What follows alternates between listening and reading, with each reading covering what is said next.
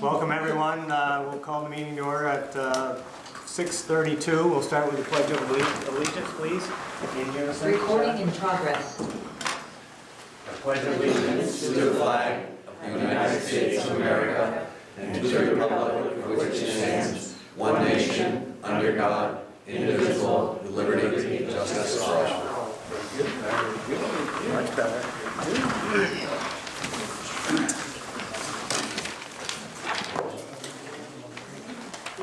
Ship, we have no one zooming in.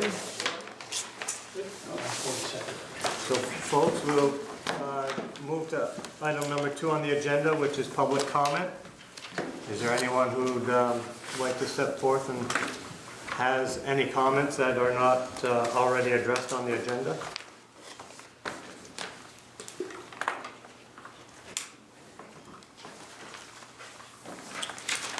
We usually sit here until someone says something. Just getting it adjourned. Can we move on, please? Yeah. No public comment. We'll move on to item number 3, which is a swearing in of our new counselor, Trudy Coffey. Welcome, Trudy. Thank you. And renewing councilperson, Marie Bissett. Thank you, Marie, for running again. Thank you both for running. So Nicole will swear you in. Both at the same time, Nicole, or one at a time? We can do either, whichever you prefer. Let's do one at a time. Okay. For One at a time? picture ops. Okay. Pledge, would you step out front? Henry, Trudy, whichever. Come on down. All right, Trudy. Raise your hands. I, Trudy Coffey, do solemnly swear I, Trudy Coffey, do solemnly swear that I will be true and faithful to the state of Vermont, and that I will not, I will be true and faithful to the state of Vermont, and I will not directly or indirectly, do any act or thing directly or indirectly do any act or thing injuriously to the Constitution or government thereof, injuriously into the Constitution thereof. so help me God, under pains and perjury, penalties and perjury. So help me God, under pains, penalties, and perjuries. Sorry, guys. It's okay. I, Trudy Coffey, do solemnly swear or affirm that I will faithfully execute the office of City Council Member Ward 4. I, where are you? Okay, I, Trudy Coffey, do solemnly swear or affirm that I will faithfully execute the office of City Council Member Ward 4 for the City of St. Albans, and will therein do equal right and justice to all persons to the best of my judgment and ability according to law. So help me God, under the pains and penalties of perjury. And go ahead and sign for me. Thank you. It was Nicole's first swearing in too, Trudy, so. Yeah, sorry. I just can't remember that many I words. know, I can, Easier unless you 5 or read 6 it. words max. yeah, I can relate to that. Is this some kind of like a, it's Clearly, an initiation? We're in- test for smart both enough of to say, us. I'll go Little second. initiation. The only thing I retain is water. I was like, we got 3 or 4 words. Yeah, I just- All right, Marie. Yeah. I'll let Marie read hers. I can relate. I was in the same boat. I, Marie Bissett, do solemnly swear I, Marie Bissett, do solemnly swear that I will be true and faithful to the state of Vermont, that I will be true and faithful to the state of Vermont, and that I will not directly or indirectly and that I will not directly or indirectly, do any act or thing injuriously do any act or thing injuriously to the Constitution of government thereof, To so the help me God, to the Constitution of government, thereof, so help me God, thereof, so help me God, under pains and penalties of perjury. under pain or penalty of perjury. I, Marie Bissett, do solemnly swear that I will faithfully execute the office of City Council Ward 3. I, Marie Bissett, do faithfully execute that I will faithfully Execute the execute office the office of City Councilwoman for Ward 3 Yes, for the city of St. Albans, and will therefore do equally right and justice to all persons for the City of St. Albans and will equally do justice for the people of St. Albans to the best of my judgment and ability according to law, so help me God. to the best of my ability, According to law, according to law, so help me God, under pains and penalties of perjury. under pains and penalty of perjury. That's the hardest part. Good job, Marie. And please recite the Wizard of Oz. And your alphabet afterwards. Oh, geez. It's worse than wedding vows. And I'll make copies for both of you.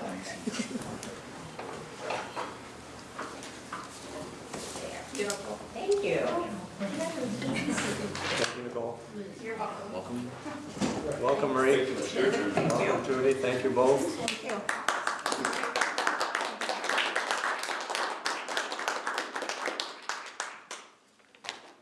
Okay, we'll move on to item number 4, which is resolution for Cathedral Square on a CDP application. Hello, how are you? Welcome back. Thanks. I'm Cindy Reed. I'm the Director of Real Estate Development at Cathedral Square. Congratulations. Thank you. And I've come tonight to ask for your support for the city to apply to the Vermont Community Development Program to be partial funder for a new affordable housing development that we're working with the city on at the former Fonda site. So Cathedral Square is a nonprofit housing and service provider that develops housing in Northwest Vermont. And we're really excited about this opportunity to work with the city to revitalize the Fonda site after the city's invested so much time and resources into cleaning up the site to get it ready for development. We feel it's a great location for senior housing. Not only do we have a huge need, and I saw it in Digger the other day, that the Northwest Regional Planning Commission did a 2022 housing needs assessment, and it was even more dire than I had. I see a lot of data around housing, but it was even more dire, citing the need for all kinds of units, but particularly calling out the need for our older adult population, for affordability and safety and places to age in place. So we're proposing a 33-unit mixed income independent living apartment building. And when I say mixed income, we'd have some units, some apartments below 50% of median income, and I've put those numbers in here, just for reference, because we toss around these acronyms like AMI. It's like, what does that mean? So these are the maximum incomes, some at 60% and some at 80%. And we would try to find some rental assistance to serve the lower income of the population, so that we're truly serving a mix, in the profile of the community. So we are looking at this 33-unit building to develop on part of the site near the front. And I listed some of the amenities that we have. We designed common areas for our wellness programs to promote positive aging in place. It's right on the bus line, which is perfect for our residents. It's in a residential area. We'll have on-site services through our SASH program, which is support and services at home, which is a really, it's just a remarkable, really high-impact program that's embedded in the housing and helps people age in place. Cathedral Square will be the developer, the property manager, and the SASH service provider. So we're the face, we stay here forever. Basically, if there's issues, we're the owner. And I guess I should just really open it up if there's any questions. This is just a high-profile concept. Is it possible to start construction late this year? Maybe. It's probably more realistic late summer, early fall in 2024, because it takes time to apply for state and federal funding sources, and we're not always successful the first time, but we're tenacious, so we keep going back, and because we know that we have the need. So the council had indicated support in January, and I kind of said, oh yeah, we might come back and ask for your support to apply for this program. The application's due April 11th for the June board meeting to the Community Development Board. And I guess I just wanted to give a high-level pitch and see if there's any questions or concerns at all about anything about this project. This is just one source of funding for the project? Correct. And I did want to say, we're referring it to right now as Lower Newton Senior Housing, which is kind of boring. So we're looking for a spark around what might be a really good name for this community, and we're not there yet. So I'm just calling it that placeholder, because some of you might have some ideas about inspiration for naming. What are some other projects that Cathedral Square has done? We recently completed Bayview Crossing in South Hero, and I actually brought some materials if anyone's interested. This is a 30-unit senior housing development in the village center. It's right near the health center and the library, and the town was very supportive. And we started construction in 2021 and just completed in October. We're fully occupied, and we have about 9 people on the wait list, which is pretty telling. And that building also has an office for Cider, which is the Grand Isle County nonprofit that serves a lot of older adult needs like transportation and meals. So we created an office for them in that building as a side. And right now on this project, we're not looking at any particular partnership with a nonprofit. So you set the level of the rent, and then the occupants pay a portion, and then the rest is subsidized? Partly true. We set the rents based on our funding sources. So some are funded by the low-income housing tax credit, which is a federal program, and then we get a bank investor to invest the equity. And those rents are set below 50 and below 60% of median, and we have to stay in compliance for 15 years with that program. And those residents will pay the rent. In addition, we might get some rental subsidy for some of the units, but not all. And in those cases, a resident would pay 30% of their income for rent, and the federal government pays the balance. But that will be a small number. We're thinking maybe 6 to 8 if we can get them. Those are really competitive. But the rest of the rents will be, the tax credit rents are below market, and the resident there, if the rent is $1,000 a month, they pay $1,000 a month. And then there'll be market rates. But our market rates are actually below market, so it's a little complicated. So what's the risk of a federal fund drying up, say? Is that a risk? The funding sources that we're looking at right now are all up and running. They have been for a long time, except ARPA is new. The state still has some ARPA money that they're anxious to get out the door. The state legislature is talking about allocating more, both in the Budget Adjustment Act, well that's state, and also one-time funding, because we're in such a bad shape right now with housing needs. So there's deliberate state-level support to get more resources to housing, more capital resources. And the federal government continues to do a lot with the low-income housing tax credit, which is an IRS program. So I'm not worried about anything drying up. When I said we might get declined and then have to go back, there's so much need right now, and there's so much competition that sometimes we don't get funding the first time and we go back the second time. Does that answer your question? There's two buckets. The bucket that is competitive and not a sure thing is the development bucket. The operating bucket, virtually guaranteed. So once it's up and running, the risk is like barely measurable, right? Okay. Thank you, I was just thinking about. So somebody's not gonna go in there relying on some type of fund to supplement their rent, and then all of a sudden not have that fund there anymore, and then they're in violation, or they're not able to pay the rent. Right, I would say very, very minimal risk, and we've been around for 45 years and maintain our compliance with all these state and federal sources and all the regulations that go with it. And I'll ask one more question, and I'll stop. What about the management of the site? The management of the building? Upkeep, cleanliness? Right, Cathedral Square will be the property manager. And we have really high standards. Our properties look really good, they feel good, we take great pride in them. We're looking for more maintenance technicians, but that being said, everyone is, we take great pride in them. We capitalize reserves to take care of capital needs over time. So we're a very responsible property owner. And that doesn't have to be your last question either. That's all right. It's my award. Okay, So, oh, right, yeah. okay, so, yeah, Okay. And they own the one on the corner of North Helm, and Yeah. which is well kept up. yeah, 4 wins, 4-1, thank you. How long has Cathedral Square been in business? 45 years, So, been around a while. yeah. So is there Four any- Winds is Lower Newton and Elm Street. Yeah, North yeah, End, right. Yep, Yeah. yep.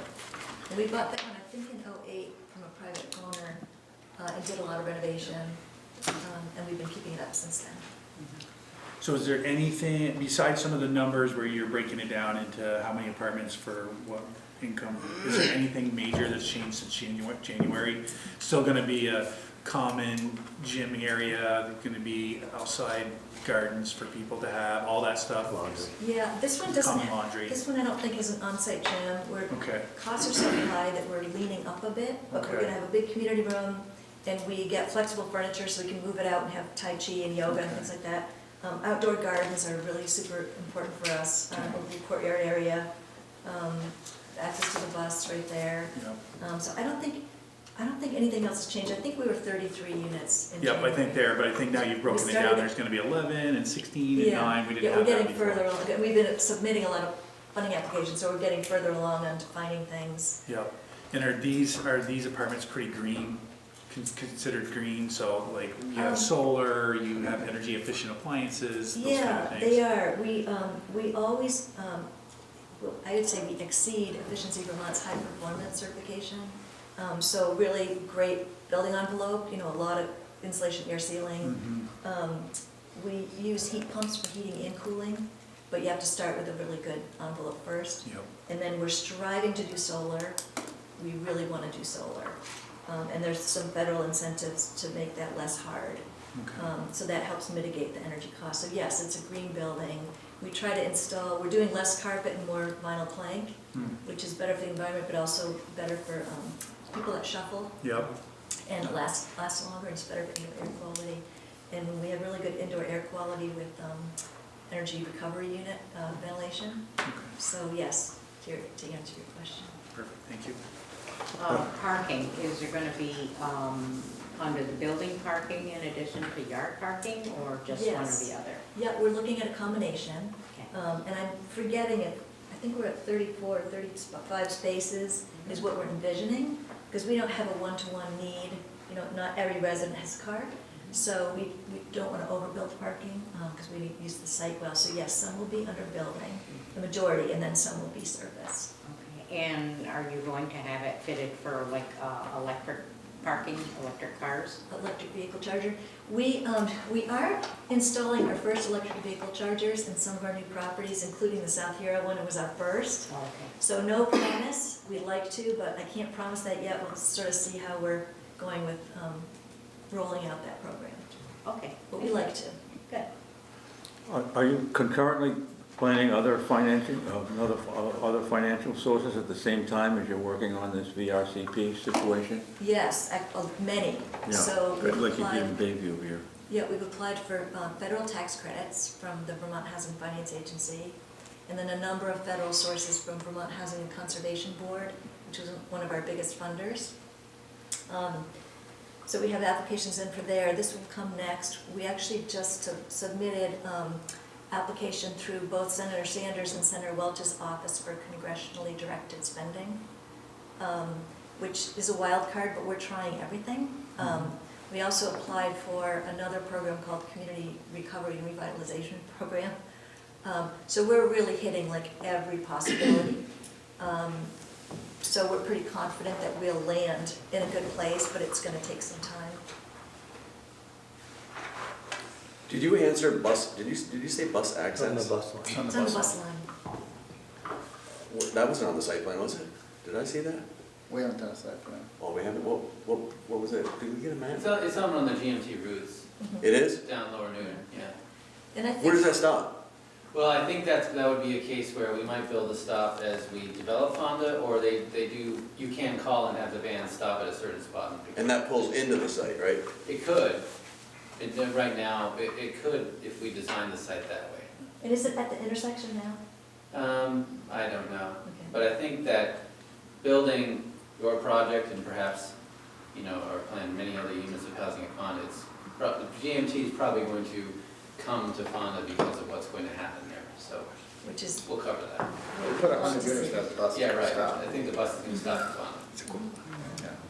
Are there, I know it's for older people, 55 plus, would there be kids living there potentially, or is that against the rules? I'm just wondering about the school system yeah, and, it's really, when we say 55 and up, typically our residents are older and there's not children. yeah, a lot of grandparents are raising their grandchildren now, Okay. so I just was curious about, We have not actually seen that yet. okay, interesting, Yeah. okay. We've been asked to do that type of housing as a one-off. We Mhm. haven't, just don't know the depth of the market. There are some two-bedroom units here, but I can't see children being here. So Cindy, just for the record, you're ruling me out then. Darn it. You see, though.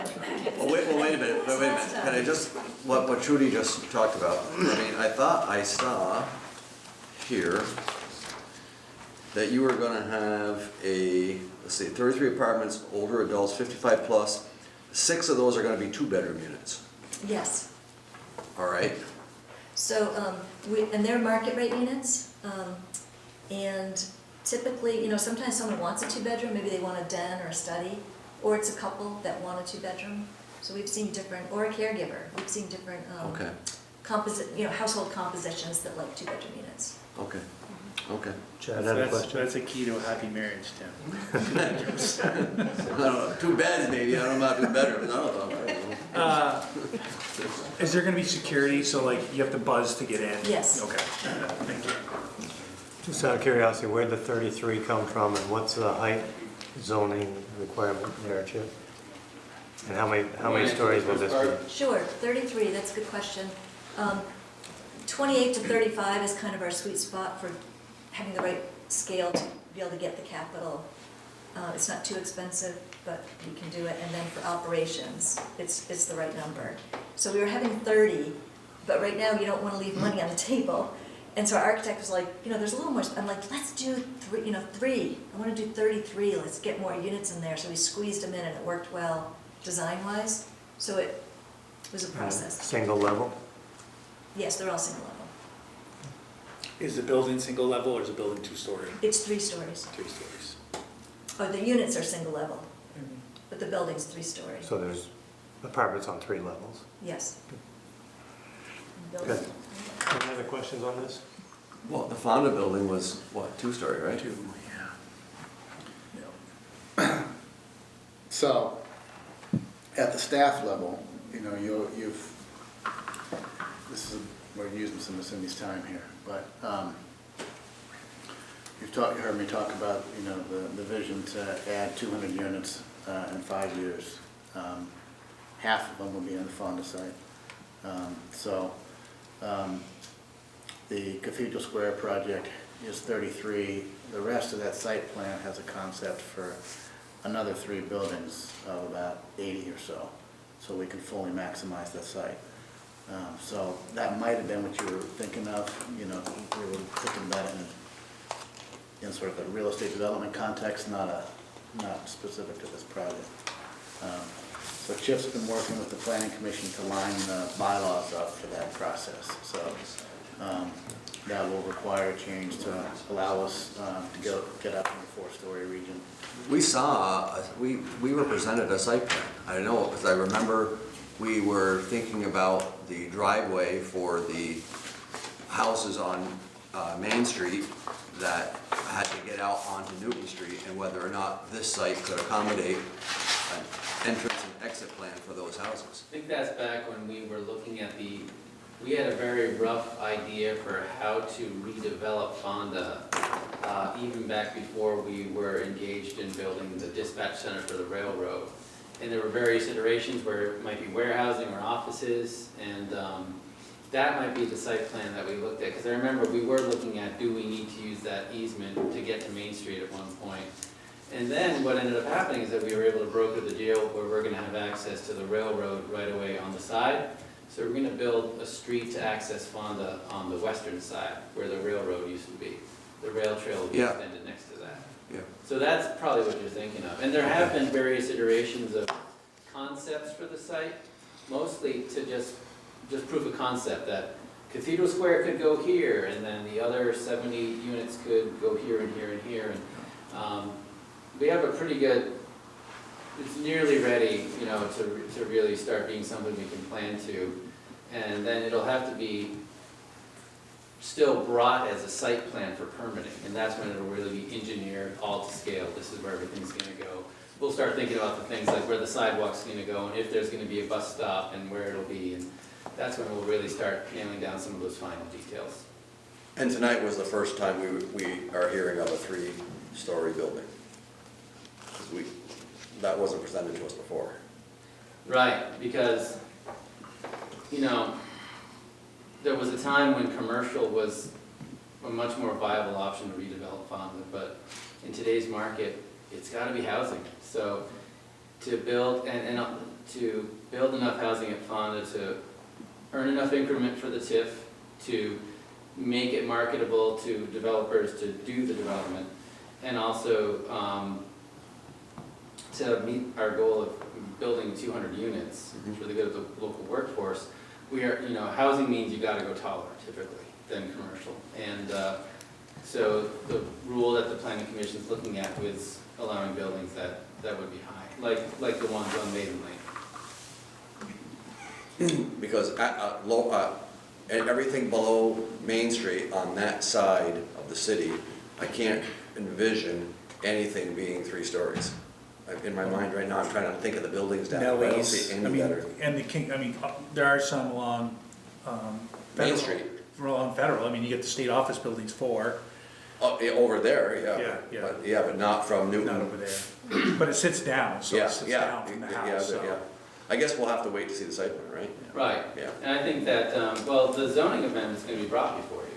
The planning commission has a hearing on Monday, then you'll get your chance. We'll have some visuals to show you like what we're really talking about.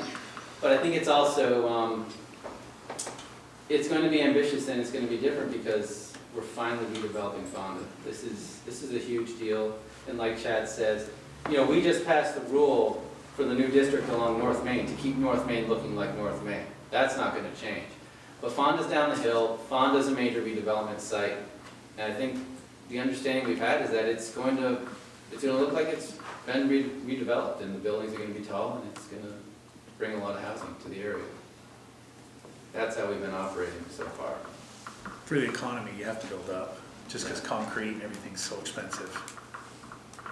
But not like buildings we've already seen up here. Council, any more questions on this? Anyone in the audience have any comments or questions? Jan, how about you on Zoom? No, I don't have any questions. I just wanted to hear the discussion Okay, about this and a couple of other items. Okay. But I'm just listening. thank you. Her property board will border that. Jan's property borders the Fonda site.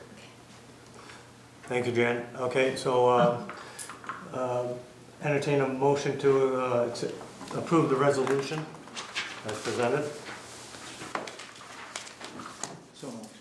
We have a motion from Chad. Is there a second? Second? Second from Marie. Any further discussion on this? All those in favor of the resolution as presented, say aye. Any opposition?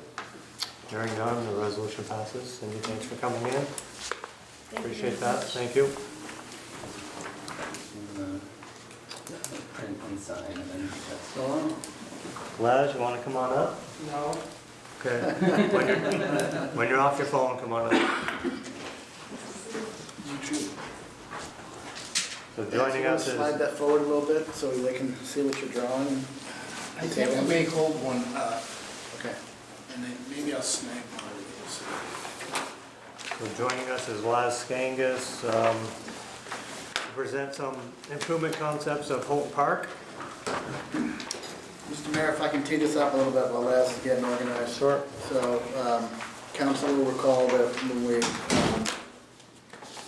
passed the bond for the Hard Act pool, there was a reservation for $250,000 $500,000 to make some improvements to Houghton Park.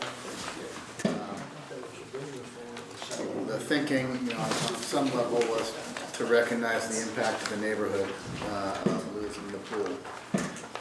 And to that end, the vision has been to create a node of activity, create something that can allow the park to continue to serve as a focal point for the community. We've had a hard time figuring out exactly what to bring forward for a concept, and we envision this being pretty iterative. That this is sort of a first blush to see, are we on the right path? It's not at all a final design.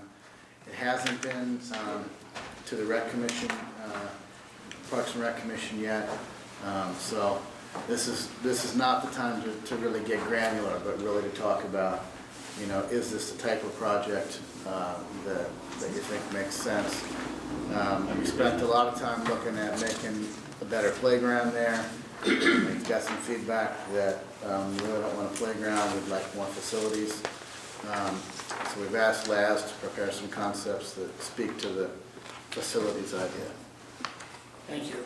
Vanna's going to join me to hold up my drawings.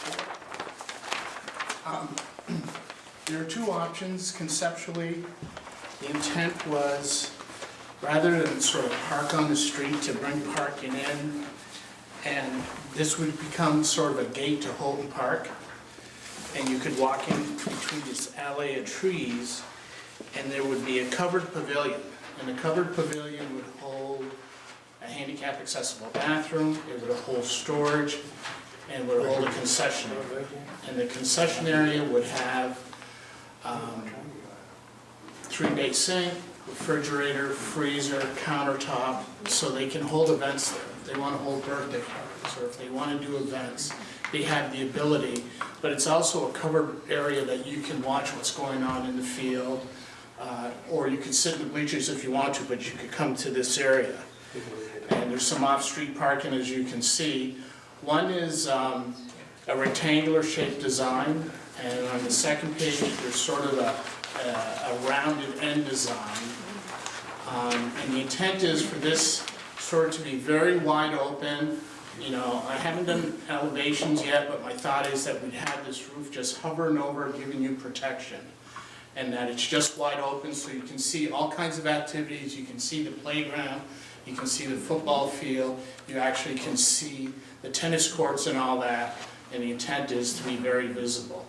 The other piece we did, since the Steelers building is going away, actually I can show them here, we're going to build a new Steelers building off to the side here. So we're not forgetting that they need stuff for storage and all that, so that'll be provided for here. But that in a nutshell is really hot, and this is just a first blush, and we want to get in front of you and get some feedback before we took it too far down the road. The other thing I would add is, it shows on the plan, but the vision is to do a reconstruction of the basketball and tennis courts, make those into pickleball courts. So that a lot of the strategy here is to infuse activity into the park. And we've also talked about, if you see, as you come into the site off the sidewalk, there's two dark square shapes right there. And we were thinking maybe those will be brick columns, and there's a possibility we'll have signage that says Houghton Park.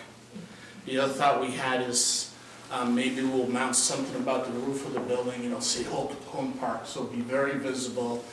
Try to make it feel a little more special, because you'll be able to see it, it'll be visible. Question, is that from South Elm, the street you're coming from? Yes. Okay. Yep. This is the boundary right now. That's the fence line. On that, yeah, I did it because, just to show the site, and then I did a little blow up of the floor plan, because this is pretty tiny. So you'll see also there's a little blow up of the floor plan on the other. And we're looking to be able to sit around 40 to 60 people. So if they want to really have a good event, or there's big time football games going on, there's a place where you can sort of get away, but you can see everything, so. And we put the doors on the street side, so that way police are going by, if someone breaking in or broke in, they could see it, so it's very visible. So I personally like the rectangle one, just because there's more seating. So that, I don't like the building over there because that is out of the way and sight unseen. You're not gonna be able to hardly see that from the road. So if it's possible, I'd like to see the building closer to this, closer to where the picnic tables are. Just because you can see it from this road, you can see it from this road. It's easier seen here with the trees here, and there's a fence here that often has a lot of growth on it. You won't hardly see that building at all. Okay. And that building attracts a lot of attention. It's been tagged many times. Do you want a building? I mean, we don't have to have a building. Need a building. You want a building? Yeah, need a building. A building for this purpose, right? Not a, you know, you like the idea of an activity building. Yes, but Steelers need a building for storage. Okay, yeah, no, I hear that. I just, We might not necessarily need as big as a building as we have, obviously. So the one we put on right there is 40 by 20. Yeah, yeah. And if you need something smaller, it'd make it easier to deal with. but you're saying it should go where, Chad? Like, I would like to see it closer to where the picnic area is. what's the picnic area? The pavilion, that word pavilion. In this So area. ideally, I'd like to see it like right here. Oh, Or- move it north is what you're Yeah, saying. or have additional parking here and put your building here, right on the road, so it's easily seen. That's just two options. And then the other thing is, my only concern is, we don't have enough slope where the building is now to make the bathroom functionable. So there's not enough slope on the. We'll figure it out. Okay, because now we're moving it even further away from the road. No, And see less Marty and slope. and when we visited the site, we talked about it. Okay. We'll figure it out. Okay, I don't know if that means, raising the pavilion up 3 or 4 feet. Right now, it's just conceptual. So we're not gonna get into the weeds of, how it flushes and all of it. It's just really to get some feedback. And does it appear to eat too much into the edible garden that there is there, is that correct? So all those gardens and trees right in front, between the road and the baseball field, that's all edible gardens? I think we're okay.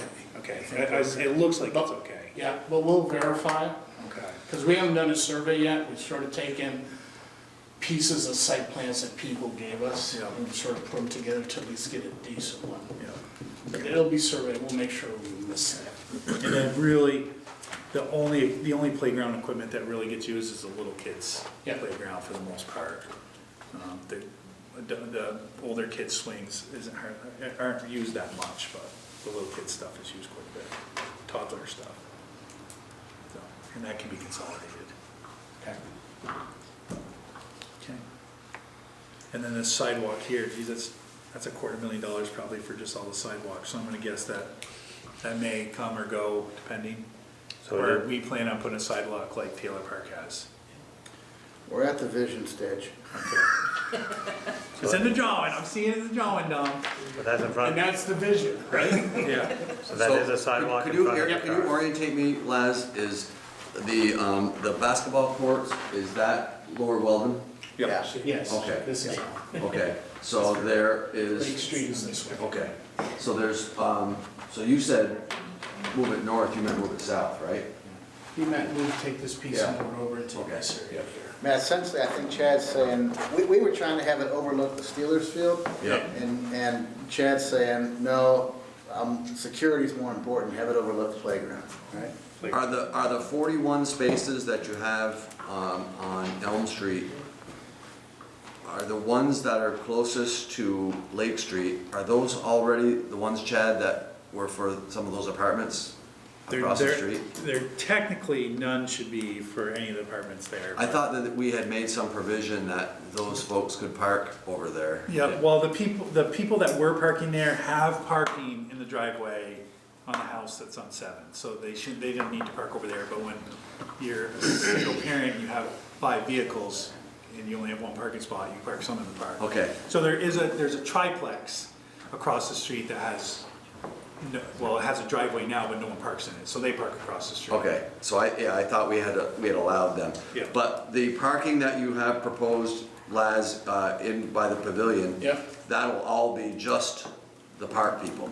Yeah, it was This- intent to maybe help get cars off the street, so they weren't parking on the street, but pull them in. Are they gonna have pull like them a into the pass or parking. something to get in there? No, or- no, it's gonna be free parking, you know, it's just come in, but the intent was try to relieve some of the on-street. Okay. For a while, Tim, they were coming in off Hunt Street and just parking in the park Yeah. on that north section where that building is now on here. So for a while, that's where they would park. Is it well lit down there now? It's better. It's better. So right about where he has the pavilion now, there's a pole at the end of at the backstop, and it's lit. It lights up the park, the playground very well, and it lights up the tennis courts and basketball court. And has that helped? That does help some, yeah. There are some blank spots. Makes it easier for them to see what they're paying. Yes. The parking will really improve it. I mean, I think the parking will make people want to go down there, and I think that we need to provide as much parking as. And we're gonna try to make this pavilion sort of a fun place, you know how gym equipment is kind of exposed? Yeah. We're thinking that the building, you know, maybe the framing would be exposed, we don't see it as like a colonial or like a formal park, more let's expose the framing, do some bright colors. We're thinking of maybe doing some wires to hold the roof up so it looks like a canopy. And maybe have part of the building go above the roof, and we talked about maybe doing Holton Park sign there. You know, we may do some pennants, or it might be a place where we could put some lights that shine down on the area as well. So it kind of lights the building, but lights the grounds around it too. But it's just starting, and we didn't want to get too far down the road before getting some input here. No, I think the basketball and the tennis courts especially are in rough shape, so I have had a couple constituents reach out about, they're almost unplayable, so having new courts there would be nice too. Haven't given any thought to an outdoor rink. We have one there this year. You did? We had, yeah, well, Marty, what's it been open for like a week maybe, Marty? Yeah, I mean, it's tough with the weather. So. They put it in and then they got water down and then immediately snowed. So they came and shoveled that off. Of course, then the ice isn't good. So they put new water down and snowed that night. And then it just hasn't been cold enough. It was a very good effort. Even got my skates sharpened. How much money do we have for this? Not enough. Well, we've got 250. You know, again, I think we gotta get the vision right first, right? You know, we're gonna build a $250,000 building to overlook a marginal playground, right? You know, a good playground is 6 figures, right? So maybe we wanna consider making some enhancements there. We're gonna put 6 figures into this over here, but the shelter's not gonna overlook that. The shelter's gonna be over here, you know, so, you know, part of the problem with Houghton Park is, you know, it's the broken window theory, right? It's not, we haven't put a lot of money into it recently, and so people don't take good care of it. And, you know, part of what we're trying to do is to make it a space that people want to be in, so there's more people in it, so there's less bad things happening. And, you know, But we allowed what was that, $1 million, $2 million, or what was it? 250,000. What did we say? 250. 250,000? 250, yeah, so. For the Spooner earmark? Did I say that out loud? Council directed spending.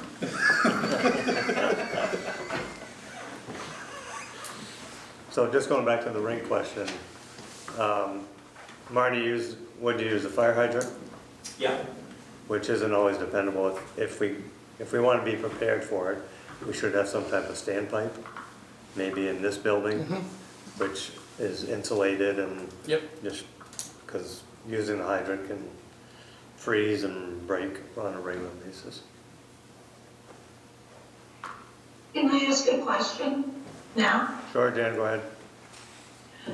One of the things that when I met with, when you were doing the budget, is that when the pool moved up the hill, one of the things that was lost was a place where kids who were old enough to walk out of their homes and go to the pool by themselves had a place to be for the day with activities and supervision.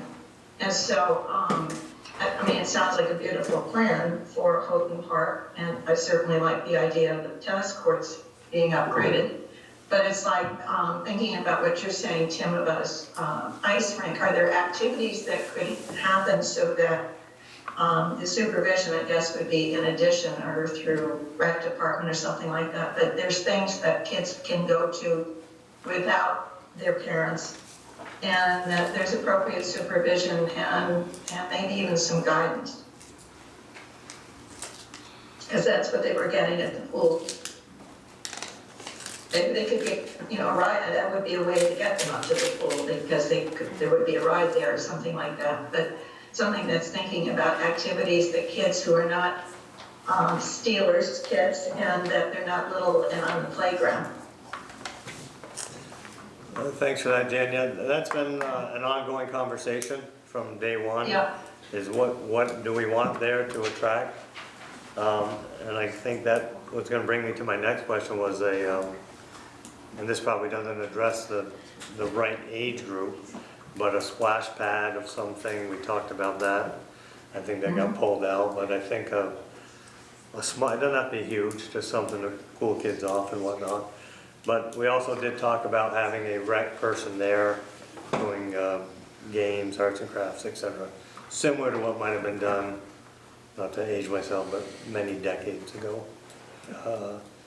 Barlow Street School had one, Messenger Street, Hope Park, all had a rec coordinator to cover those activities during the summer. But I think you're right, Jan, in that if you can get them to the park, then you have a captive audience to get them to the pool if need be. And also, I mean, one of the things is I wonder how much input the various members or groups of members from that area, well, of the side of town have, and you know, in what they think would be useful, or what they would use, because you don't want to spend what money we have and then have people not show up, and then you're more likely to have it trashed. Which is a good vision, because how do we manage it? What, are we gonna have a full-time person down there? Is rec gonna be able to take that on? Is it gonna be volunteer? We're gonna have to budget for a person to be down there?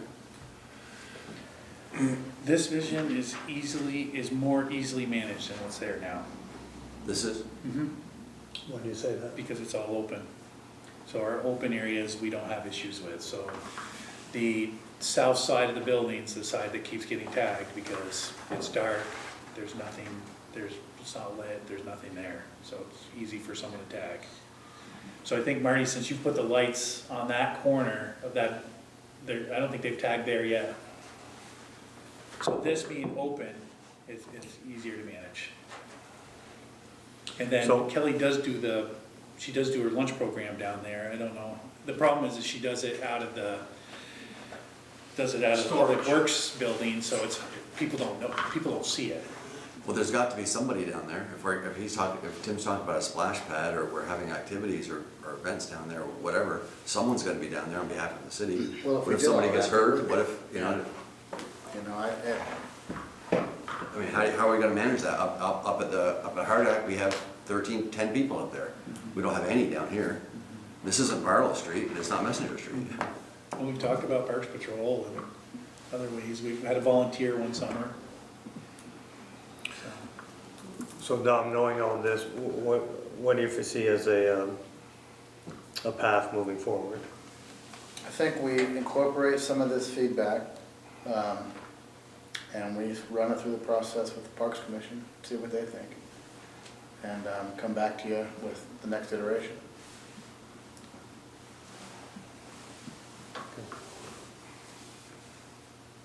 Everyone good with that? Yeah. Okay, we're done, Bob? What are we looking for? Wait, what's the time frame?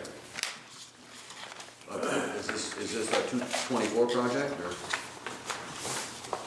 Depends on how fast things go. It could be a 23 project. A 23 project? Yeah, I mean, we got the money.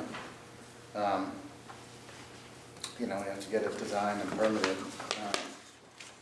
But, you know, I mean, this is a 30-year decision. We want to get it right, right? So, let's see what the Parks Commission thinks. We've got it in the FY '24 budget, you know, so maybe it's that fiscal year.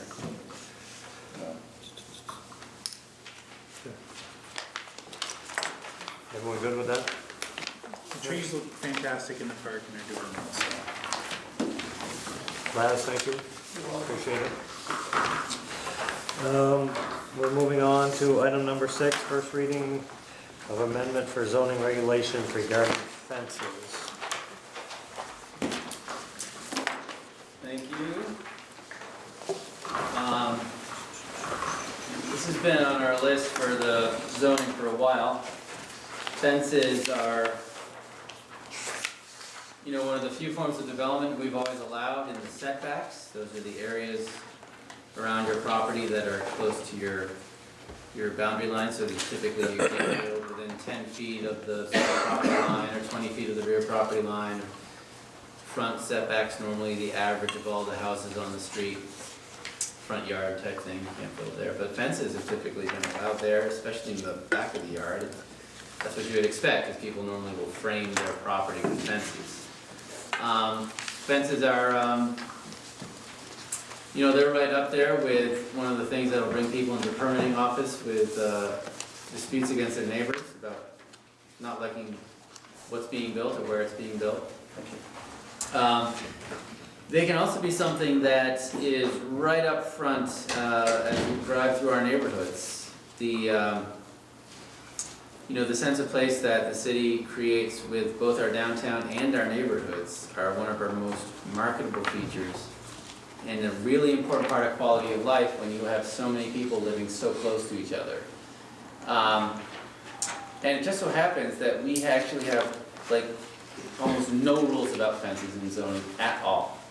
When we have a concern about the way something looks, or if it's too imposing, or if it doesn't fit into the neighborhood, or if it's becoming a huge issue of argument between neighbors, we actually have very little in the zoning for the zoning administrator, the DRB, or anyone to navigate that situation and provide better direction.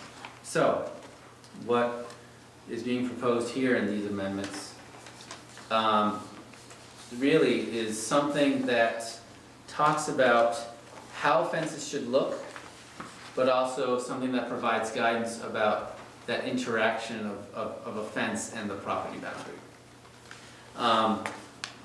So when you look at the amendments, the changes, the first thing we do is we stick a definition of picket fence in the definitions, because we're going to need that later on.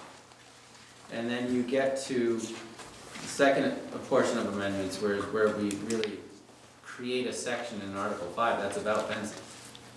And some of the first items that you'll find here are about, you know, every fence should require a permit. If the fence is also in a design review district, then the design review rules will also apply to it. Any fence should be placed at least 2 feet away from any public right-of-way or existing public infrastructure, and that just prevents conflicts between someone's fence and the city's need to maintain public infrastructure in the right-of-way. And then there's some special attention paid on fences that are in that front setback. One thing is that fences that are chain link or just some sort of wire are not allowed. It has to be made of some other material. And that if any fence is going to be higher than 4.5 feet, then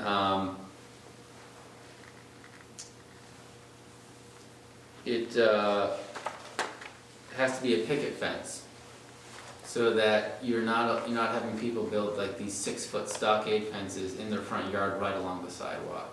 And let me just say that a lot of what's in here is a reaction to things we've seen in our neighborhood where we're like, oh man, I wish they hadn't been able to build that quite the way they did. There might have been a better way to do that. So my grandfather? Yes, Tim, your grandfather. Would those fences be grandfathered? Anything existing is grandfathered, yeah. This would follow the typical rule of zoning that anything that exists today would be continued to allow to exist.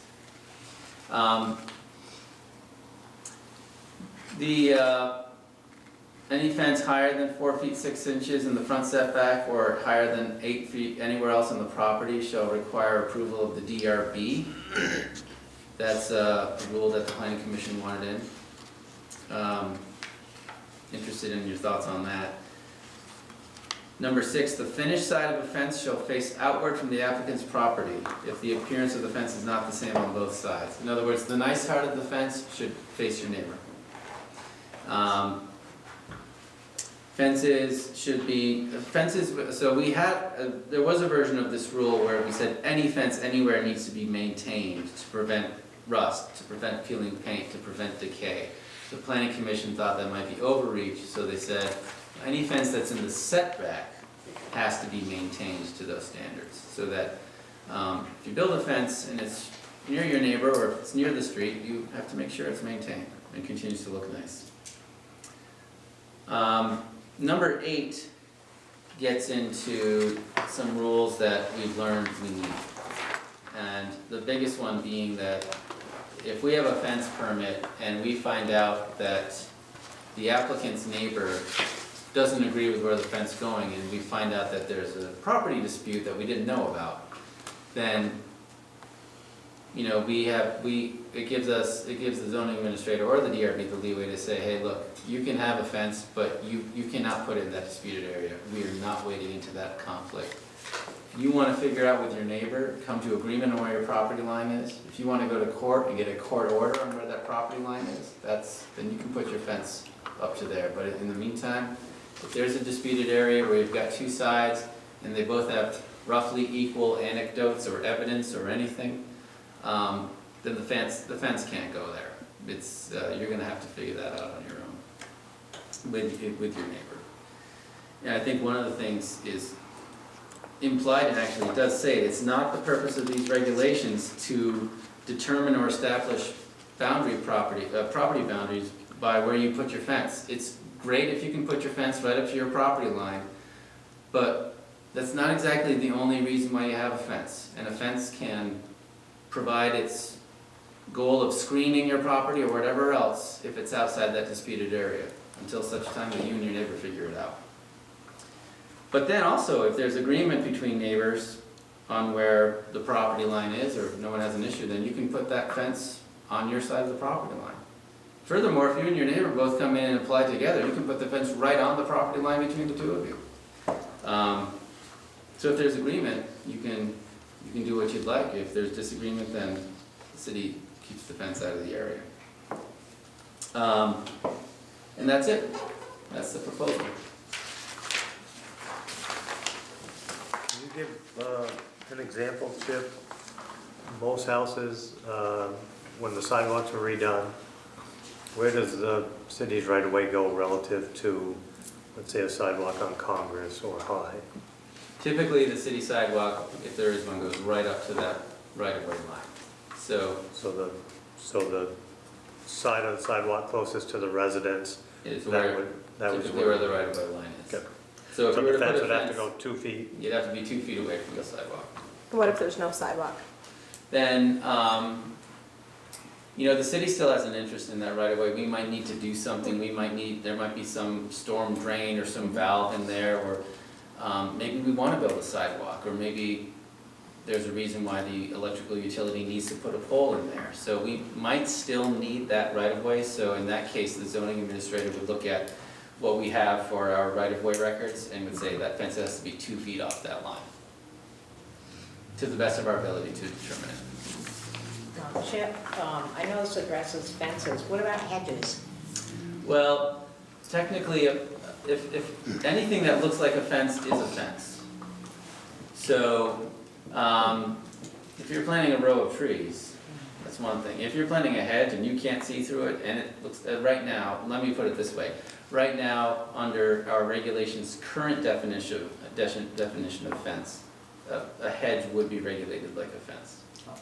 Yeah. Question, Mhm. I got one next to me. It's like a forest. Does it have to cut it down or anything? You know, that's another area where maybe we need to look into how our rules are doing and if we need to make some changes, but, I'm just curious, Guy, You your don't- neighbors are really well, good. like Tim mentioned, anything that exists today would be grandfathered and Oh, okay. continue to exist. You know, when it comes to landscaping, it's always nice if whoever owns it is keeping it up. Yeah, And if they're not, then you can come talk to Sarah in the permitting office about if there's any recourse, and maybe we can give them a call and say, hey, could you clean that up? but I don't know if you ever heard of this before, years ago, with farmers, they had a fence view. Yeah, You ever hear of that, did you? yes, I've heard about that position. Yeah, they would sit there and decide what side was what. And the fence viewer kinda got to just decide, and today, we need to have a little bit more to go on, like a little bit more rules to back us up when we make decisions like that. So we're trying to design that kind of rule tonight. Yeah, well, I remember with the farmers that they had Yeah. a fence viewer. Right. That was paid to go, I don't know if he was paid, but he went to. It was a local position. Two people, they would discuss it. Yeah, they were appointed, yep. Yeah. So I do have a little bit of concern, especially around stockade fences not being maintained. So I do know several that are starting to fall over, and they're falling in the neighbor's yard, and the neighbors prop them up just to keep them from falling in. So is there anything that we can add in here to say that they have to seem semi-erect or semi-straight, upkeep them in that manner? Yeah, I'd say that typically, I would bet that nearly 100% of those are in the setback.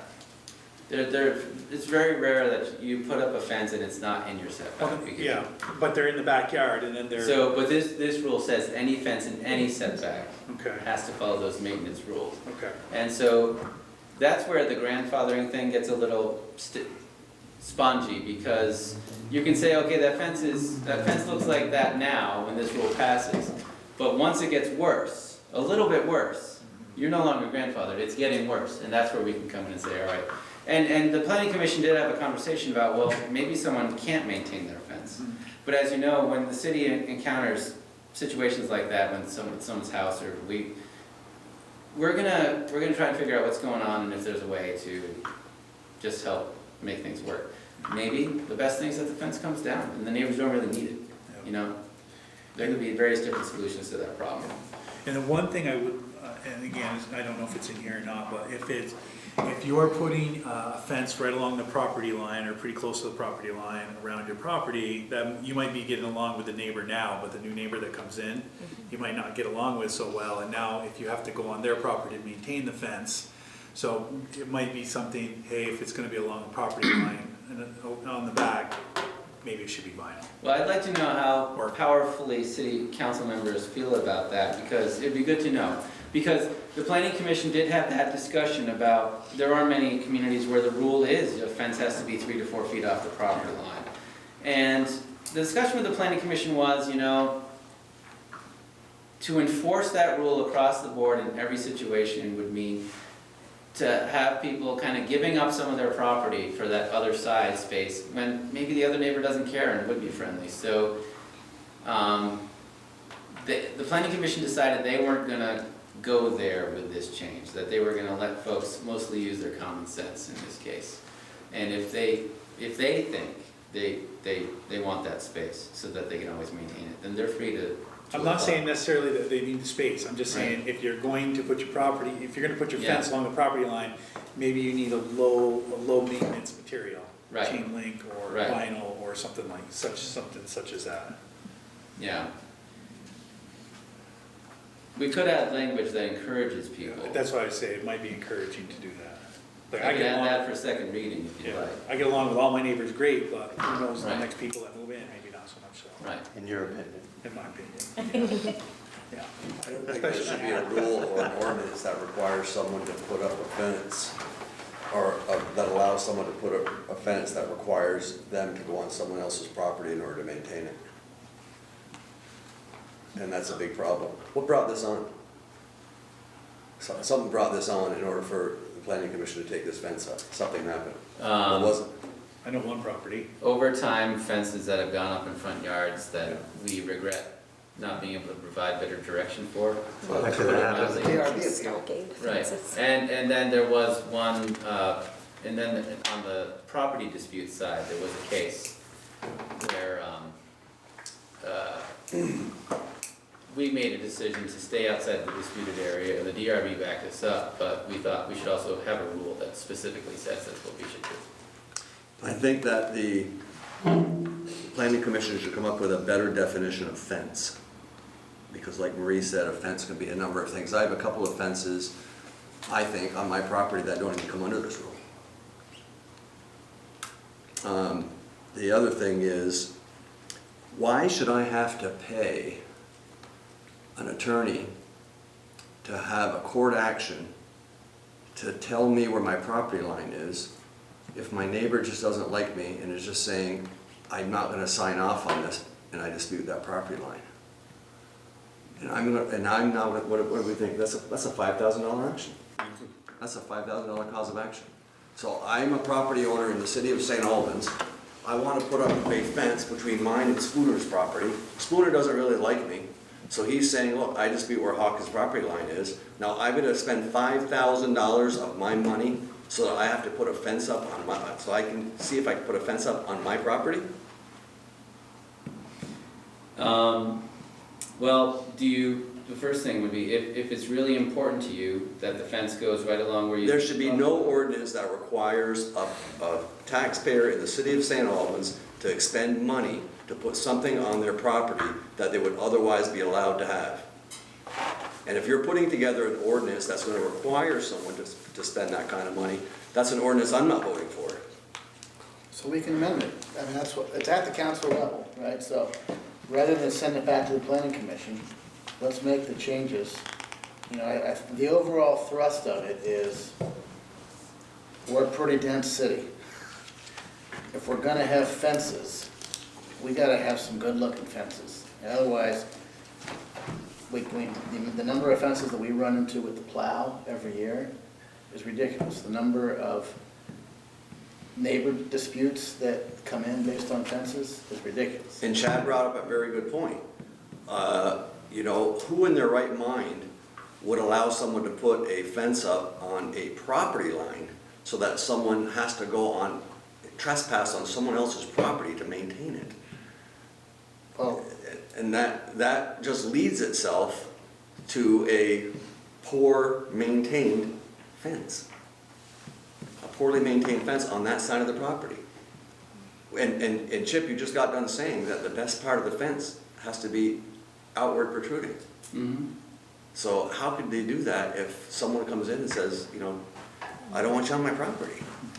So, I mean, it's a tough way to go, and I mean, yeah, we may need to have a fence ordinance, but boy, we better take a look at it a little closer than what this is. Because I don't think this does it.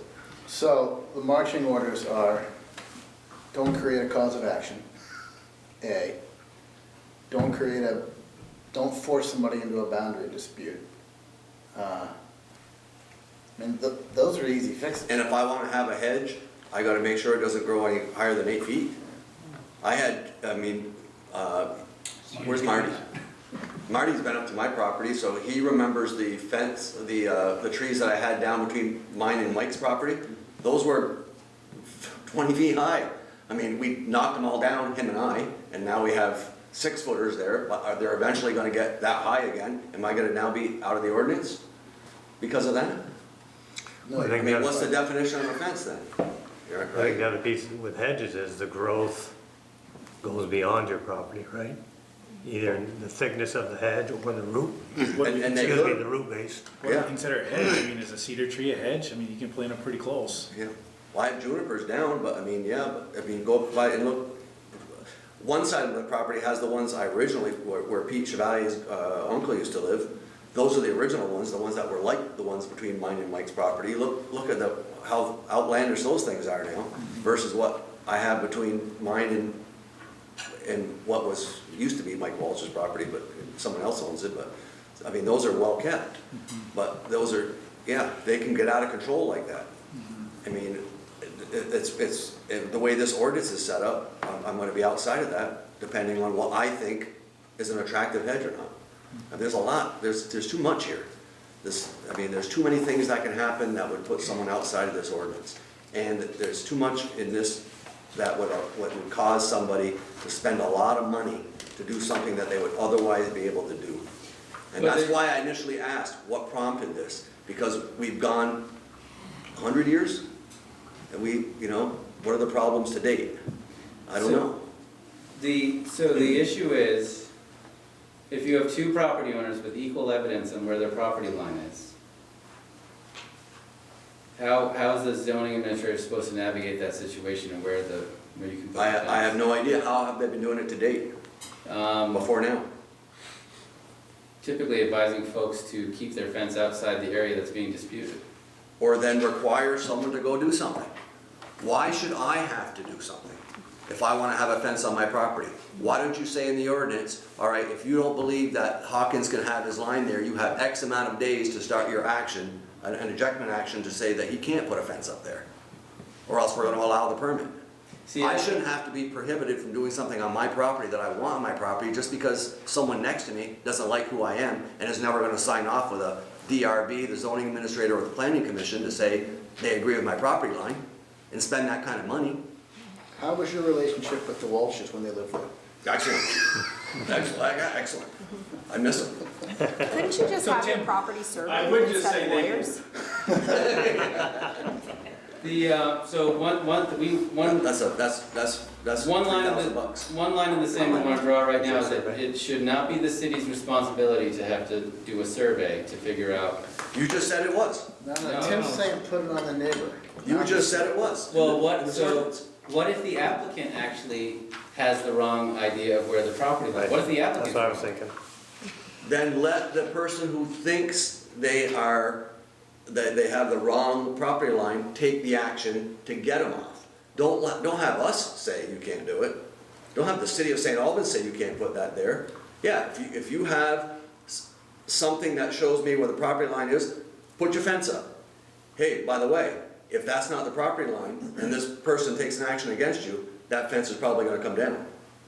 Don't put the onus on the city to tell somebody they can't do something with their property that they're otherwise entitled to do. So why don't we take another cut at it? One of the themes I'm hearing is less is more.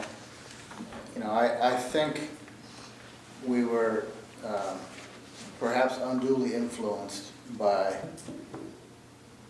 the veracity with which the dispute unfolded with the Sweeneys and trying to prevent that. The reality is it hasn't happened, and in over 100 years, that's the first one that's gotten that out of control. The biggest issue with fences is their aesthetic impact in the front and side yard. And that's pretty easy for us to get some simple rules of. I'm going to give you an example. Let me just give you another example. Down on Lake Street, there's a property that has a new stockade fence going right up the driveway. And it's, I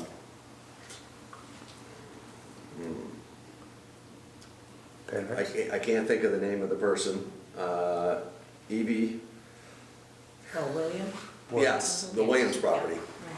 That's due to a property dispute, and that's a stockade fence going down that. Right.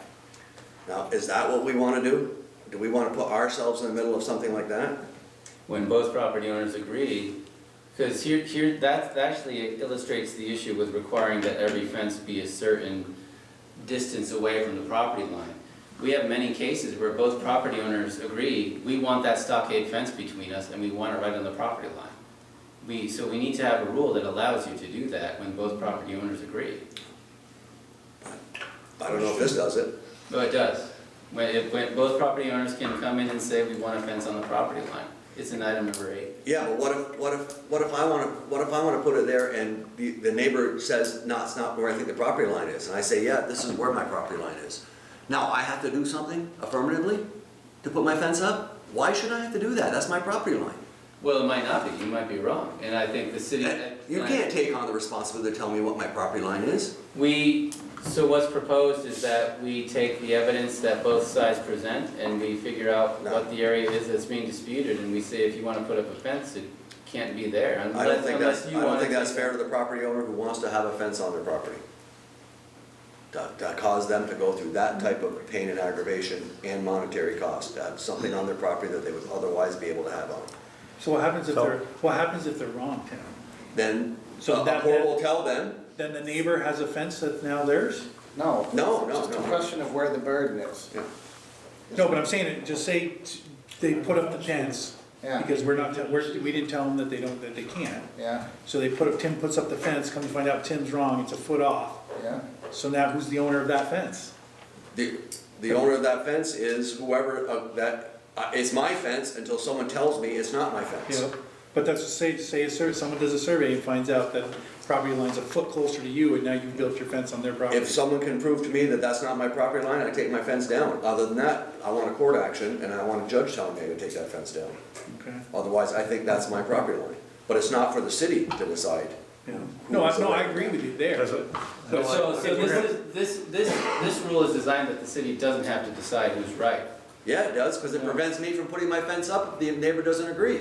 It says both sides might be right, so we're gonna say, if you want a permit to put up this fence, we're not gonna give you a permit in that disputed area until one of you. And so I have to spend money to put something up on my property. But it might not be your property. Well, what if it is? Will the city reimburse me my money? Okay, we're going around and around here. We'll take another. I'm not voting on this. You're not asked I'm to. never gonna vote for this, in its present form. You're not asked to. You're asked to give us direction and feedback. I'm not really sure where you stand, if you could give us a little more. If you could elaborate a little bit further. Ken, question, not a question, answer. What we have like he did with the fence viewer, whatever he makes a decision, that goes. Look into it. Be something to look into. Just a suggestion. We'd have to hold a special election for that fence viewer. We could have the council appoint, and Newell? I think exactly. I don't want to have I a like argument, what you but think. get somebody who knows something. But I want to go back, even before I was mayor, like a long time ago, you had a constituent who had to move his fence up on the corner of, Yep. because he moved into this right away, right? Yeah. I think that's what we're, part of this, right? We're good with the not putting a fence in a right of way. It's more about the separation of boundary lines, right? We're not boundary dispute people. We're permittors who allows a permittee to put up a fence or put up a structure on their property when they show us that they own the property. All I'm gonna That's say- the end. A really good part of this ordinance, and I'm sure it'll get passed eventually, is the front setback should be lower, and it shouldn't have barbed wire, or it should be of a certain Chain height link. the way it's planned, because sometimes these stockade fences go right up next to the sidewalk, and so no matter what happens long-term, that's a good thing of this proposed ordinance, in my opinion. So you'll continue the conversation with Councilman Hawkins? Yeah, we could use some better direction on We can those fix this, things. this is a design review exercise, it's not property adjudication, right? And we slipped into the ladder, so we can fix this. And could we have it so it does include, it just in the proposal, it does include hedges, just to make it cut and dry? Well, that's a good question. I think I've heard some folks would actually prefer hedges aren't considered fences, and then, are you saying that you prefer that hedges also be regulated in this way? Or that hedges be something else? I think what she's saying, we need to define it, whether it is or Yeah. not. Yeah. Look at the definition, just go over what the definition of fences are, and if it's the way I think you expressed, if it's something that's, you're trying to limit the view It includes between hedges it, right now. then it's called a fence. If it's not, then it's not a fence. Okay, I so don't you know, three I don't know if are that's the right answer or not. gonna get together, further to discussion? I'm available to. I just want to point out that we haven't had any conversations go awry when Mike McCarthy was here. Yeah. I know. I just want I'm to so point that out. sorry. It was unanimous in those days, right? I like it though. I like a good conversation. Okay, We so, gotta keep Trudy coming back. Yeah, keeps You me failed. interested. so we're moving on. Chip is staying where he's at. Consider approval of annual highway financial plan. Yeah, this is the, something we just do every year.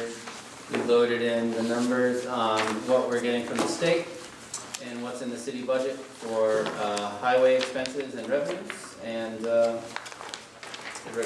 state wants the city council to take a look and sign it every year. I ask this every year too, Chip, and probably as much for Trudy's benefit as everyone else, but can you give the definition of class 1, 2, and 3 roads? So a class 1 road is any road that is numbered with a state number or a federal number, like US Route 7 is a federal route, and Fairfield Street is Route 36, that's a state route. And in our case, the city has taken those roads over, so they're still that numbered route, but we manage them, we maintain them, and we can change them. Like if we want to do a streetscape project, we can do a streetscape project. We don't have to go to the state, we don't have to go to the feds for permission to do that. So that's a class 1 road, and nearly every numbered route in the city is a class 1 road except for the state access, St. Albans State Access Highway that goes up to exit 19.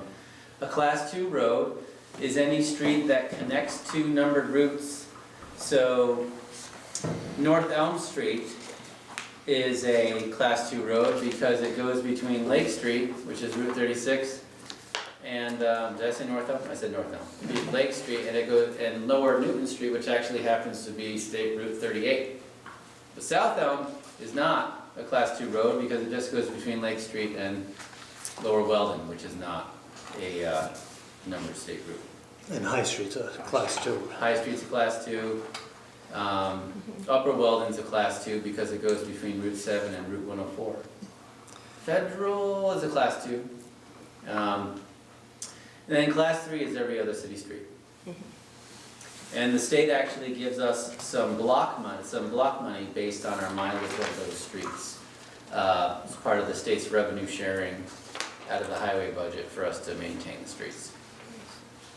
Who paints the stripes on those? Because I notice every once in a while, someone will put a stripe down the middle of those roads. So the state has a program where they'll do center lines on everyone's class 2 roads, even if they're not a state road. And normally in the city it actually leads to more problems because many of our streets we want to treat like neighborhood streets, and most neighborhood streets are not center lines. So normally the state will ask beforehand and we'll say thank you but no. Maybe every once in a while we'll ask them to do Federal Street, but we typically don't want Congress Street or High Street with a center line. Sometimes the state forgets to ask, or sometimes the state's contractor wires across, and when they're out there they just start doing it. And you know, it happens every year. Every year's a little different. Sometimes we'll see the contractor out there and we'll call the state district office and say, hey, Steve, please stop painting those lines. So that'll explain why some years you'll see the lines and most years you won't see them. Yeah, I think they did High Street. High Street, they did High Street. Yeah. And that's when we I thought that was called your and said, fault. hey, could you please stop So doing did I. that? I we thought that got was you blamed. We too. got blamed. I prefer they not, because it makes it look like a highway. Yeah. They did with Elmer too. Well, it really messes up any street where we have on-street parking, and the center line makes you think that there's not supposed to be any on-street parking. That's why we ask that they avoid doing it. Sometimes at the very end of the street, like South Elm, that last 10 feet, it's nice to have a stripe, because otherwise when people get to the end of South Elm, because there's a curb right there, they're way out, and then you try to turn in. But we can do that ourselves, right? Yeah, we do that. I've asked Marty a couple times. She does it pretty quick, but I prefer them not to paint the stripes on the street. Yeah. Okay. Thank you. Any comments from the audience? We have a financial plan before us. We're looking for a vote on this. Move to approve the highway financial plan. We have a motion from Chad. Is there a second? I'll second. Second by Marie. All those in favor say aye. Aye. Anyone opposed? Motion passes. Thank you, Chip. Sign that, that's it.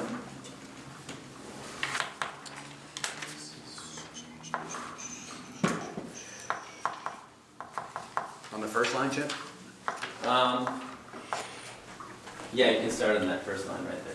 So we signed that, we appreciate it. And then this next item is just to certify that we adopted the latest state's highway standards. We did it back in July of 2019. But every time we apply for extra state grant money to do some paving, we need to certify that we adopted these standards back in 2019. So that's what this one It doesn't update it when we adopt those standards, it doesn't say, okay, you've adopted, or is it the standards put forth in 2019? Yeah, this is basically saying that back in 2019, we adopted the latest standards. They haven't been updated since then, so we don't have to re-adopt them. But we just have to certify to the state for these grants that we adopted those standards back in 2019. Okay, that That's seems what this is. counterintuitive. Yeah, It it's a seems little like we extra. could adopt the standards every year. Yeah, we could just show them that you adopted it, but they want this instead. Okay. Move to, I move that we, hold on a second, run down. I move that we adopt the highway standards, approve the adopted highway standards. I'll second. We have a motion from Chad, seconded by Marie. Any other conversation on this? Hearing none, all those in favor say aye. Aye. Anyone opposed? Motion passes. Standards accepted.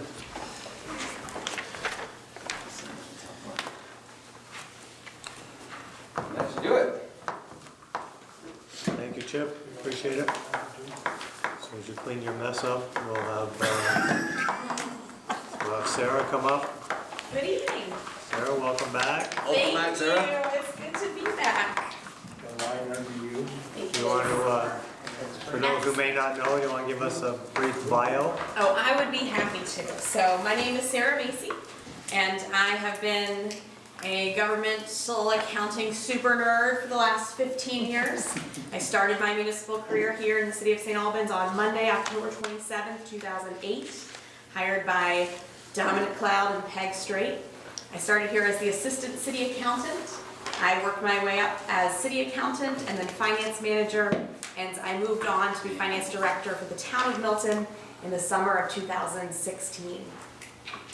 At the time, Dominic and I were, saying our goodbyes, and he said to me, well, someday you'll look back and say, I cut my teeth there in St. Albans.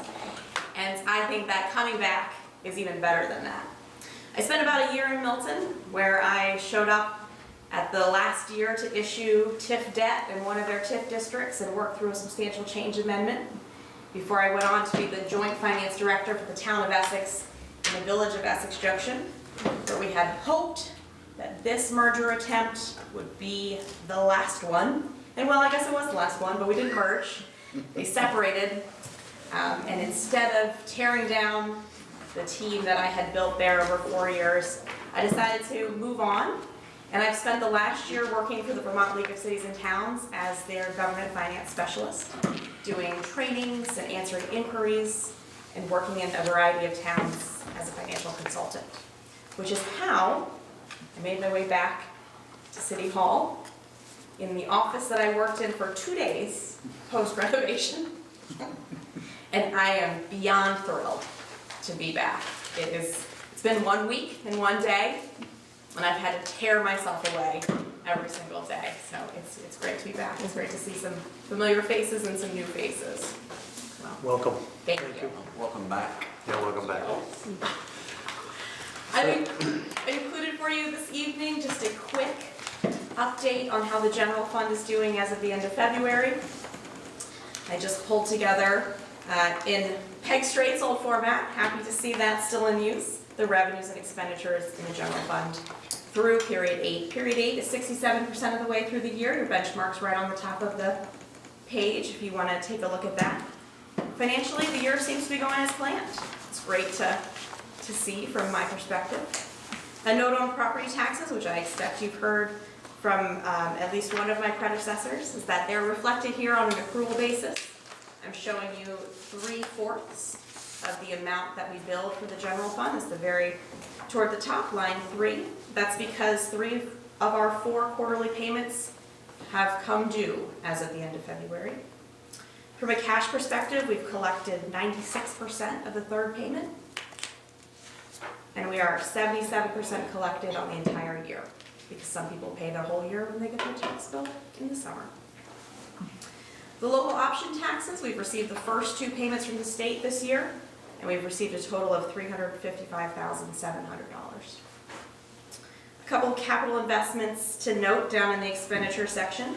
We have expended the capital in the police department for the annual cruiser replacement, and we have expended the public works paving budget as of the fall. I did not have a chance to look and see if we have some additional grant funds or other monies coming up in the spring. So Marty, if I got that wrong, we can chat tomorrow. We have some miscellaneous revenue of note in line 18. And what we have there is $67,300 from the National Opioid Settlement. I do believe that covers some of the large outliers and the highlights through February. I'd be happy to take any questions and expect more from me in the future. So we did finally get the opioid money? Some of it. Or some portion of it, right? Yeah. Is there anything on here, Sarah, that you have any concern about?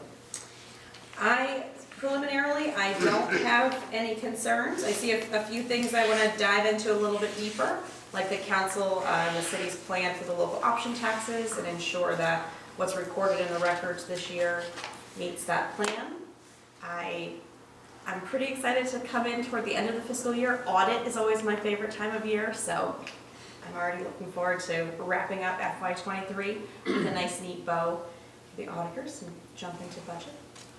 But a lot of things are similar. You know, I left myself, 2012, Sarah left me a note that I found the other day, and I almost fell out of my chair looking for something.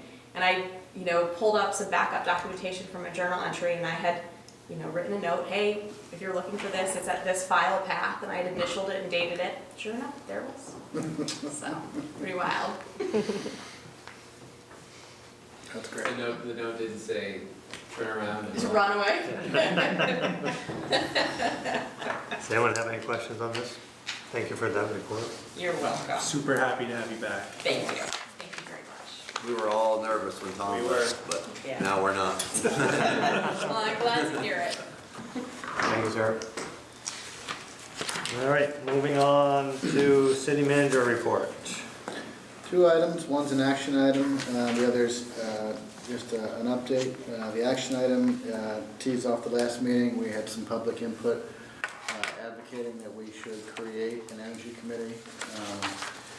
We were running a little light that night on attendees, but didn't have a chance to kick around the idea. Some of those folks are back here tonight, and they've provided the handout that's in front of you. They did a nice job, I think, of summarizing the case. The question before the council is, do you want staff to build on some of this and create a charge for an energy committee, which would be an advisory committee with a relatively defined purview. So if you think that's a good idea, we'll go forward and create something.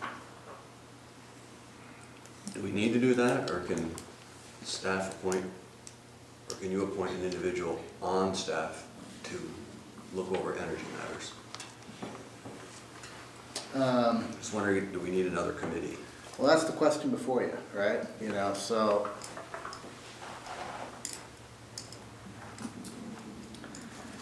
I'm not sure I'm the one to answer that question. You create a committee because you want to put some focus on something, right? And it's a way of saying this is something that we think matters, right? So we regularly make decisions related to energy efficiency in our day-to-day operations. You create a committee, it puts a little bit more focus on it. And it's, I think it's... What would be different of the public initializing or taking some type of action with a committee versus someone from the public calling your office and saying the same thing? What would the difference be? Wouldn't you bring that to the council anyway, or was that something that, if you thought it was something that some initiative we'd have to take after you evaluate it? Yeah, I mean, everything, the city is pretty vertically integrated. Everything comes to the manager's office or the council eventually. You know, my assumption is that the citizens came forward because they thought that we could do a better job. And they would like to be in a position to advocate for some specific areas. And, you know, I mean, we're humble enough to admit that we probably could. You know, I don't see it as a big impact on staff. If there's a group that wants to focus on this, we're open to taking their feedback and evaluating it and bringing it in. You know, ultimately it's the council's purview, right? And everything, all of these things really filter into the budget process.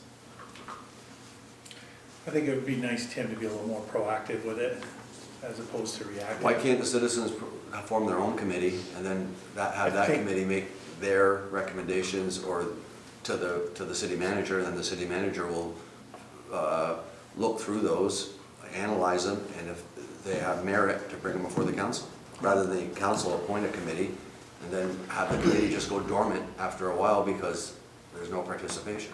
Yeah. So who's in the driver's seat, right? The council or the community, is that? Yeah, if there's enough members of the community that want to have a committee, they can form their committee. I think they tried that in the past. So there's a difference between, to me, there's a difference between, I mean, look out here. Look at the difference out here to the difference here. So, you know, we've been tasked with something by the citizens. If you have a group of people that are tasked to do something by council, so they're basically tried to get on, went through the process to get on there, they're more apt to be active members in it than, hey, I might be there this weekend, this week I might not, I don't know. The reason for the council, you want to know what a group of citizens that appoint themselves to advise the city looks like? You know it.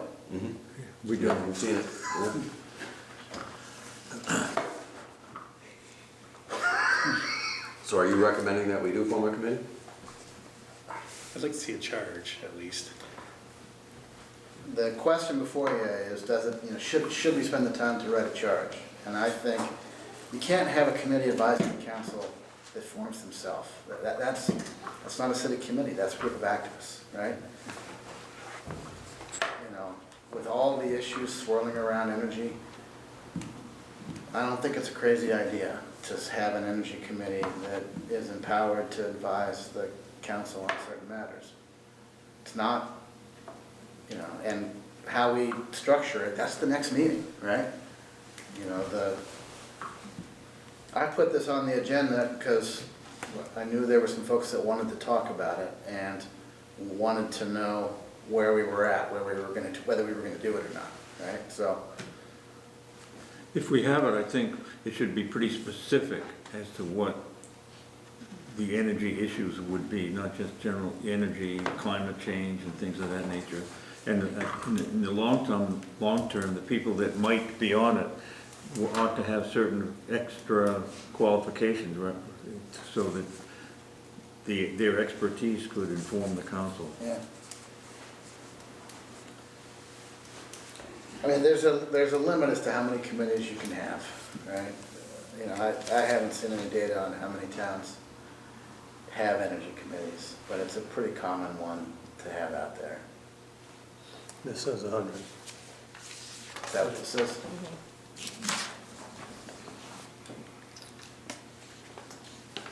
I'm not averse to having one, I'm just questioning whether we need one. Yeah.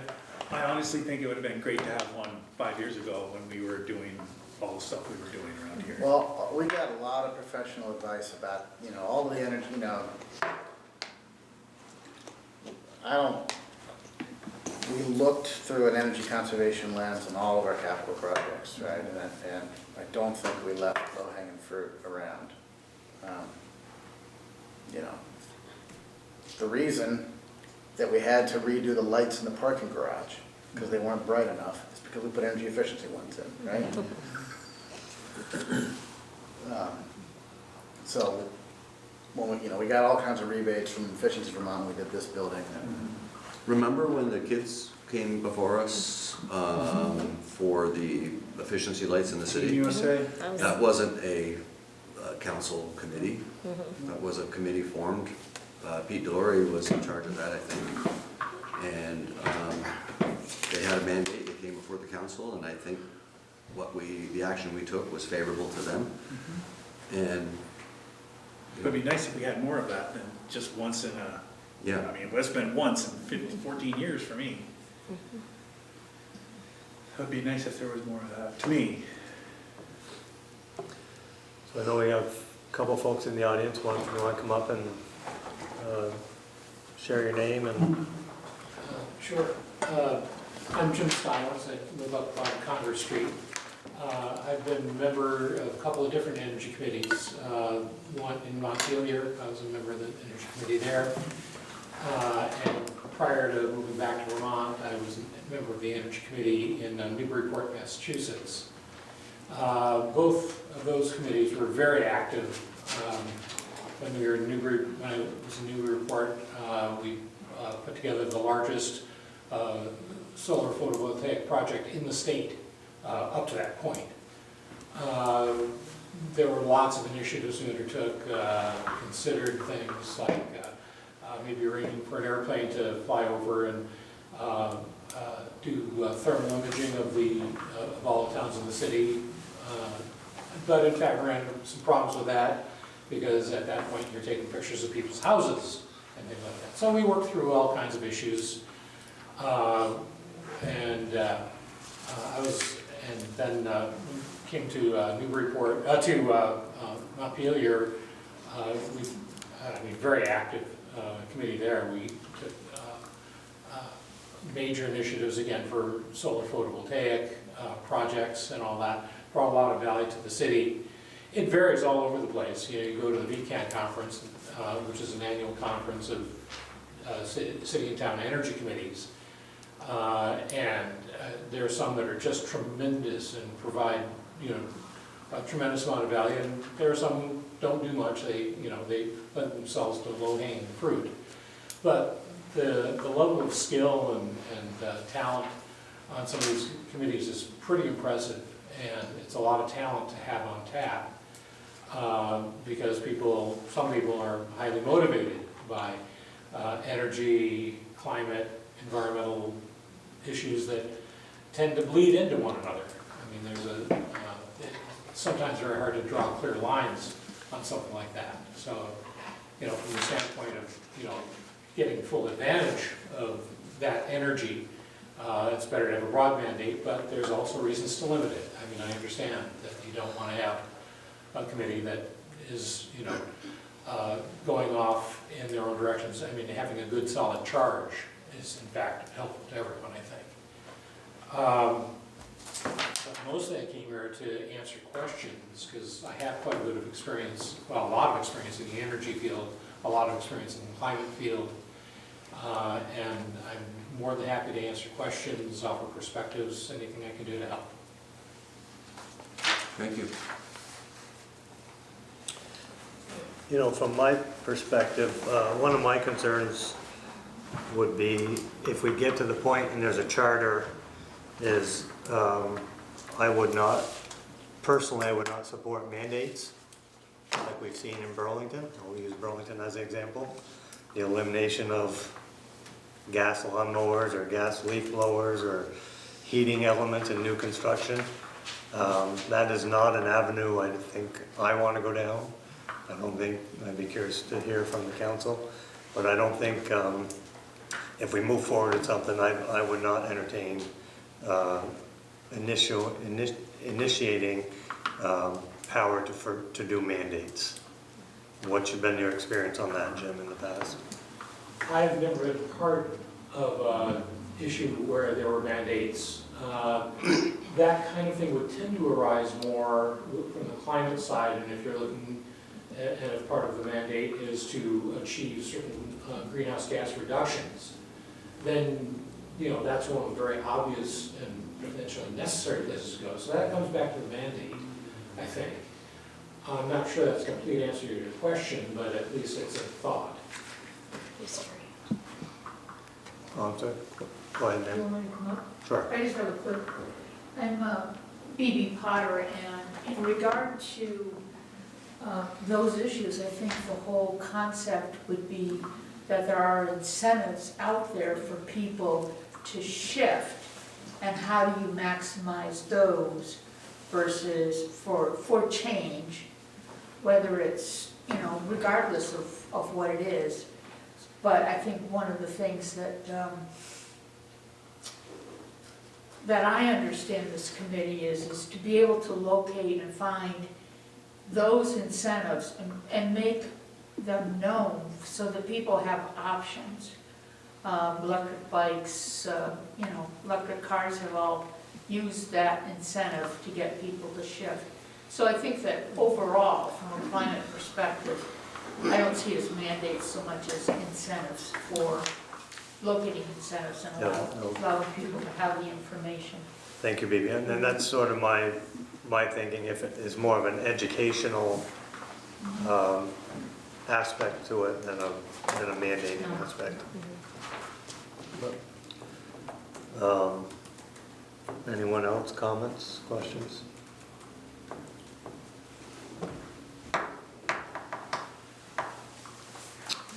So so Dom, your two things, and one question I had that you answered. We staff every committee if we go down that road. We don't staff every committee. We don't have, We provide a minute taker, but there's only so many staff to go around. right, that's why. Yeah. So, Which ones don't we staff? PAB, Police Advisory Board. And we just started providing some staffing assistance to the BEI. So, you know, generally the advisory boards don't get as much support as the statutory non-advisory boards. Mainly can, but might need some part-time staff. I mean, Chip, how many, you know, I guess, Don't ask. yeah. A lot of night meetings. What's that? I mean, there are a lot of night meetings already on staff schedules.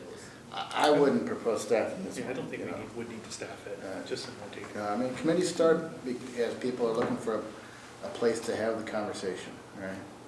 And have a conduit, have a channel to the governing body.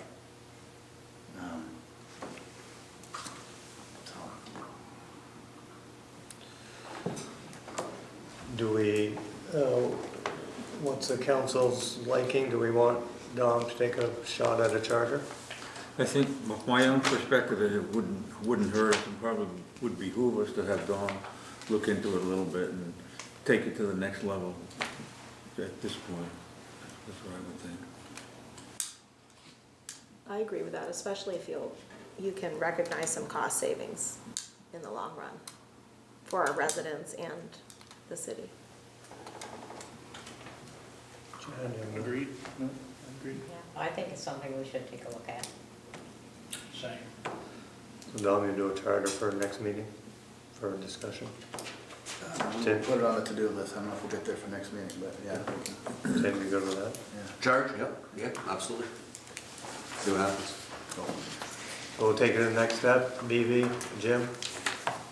Sounds great, thank you very Does much. that work? Thank you. Good. Thank you for coming in. Goals and objectives, Dom? So next, I'm just, in your packet, we've updated the goals and objectives.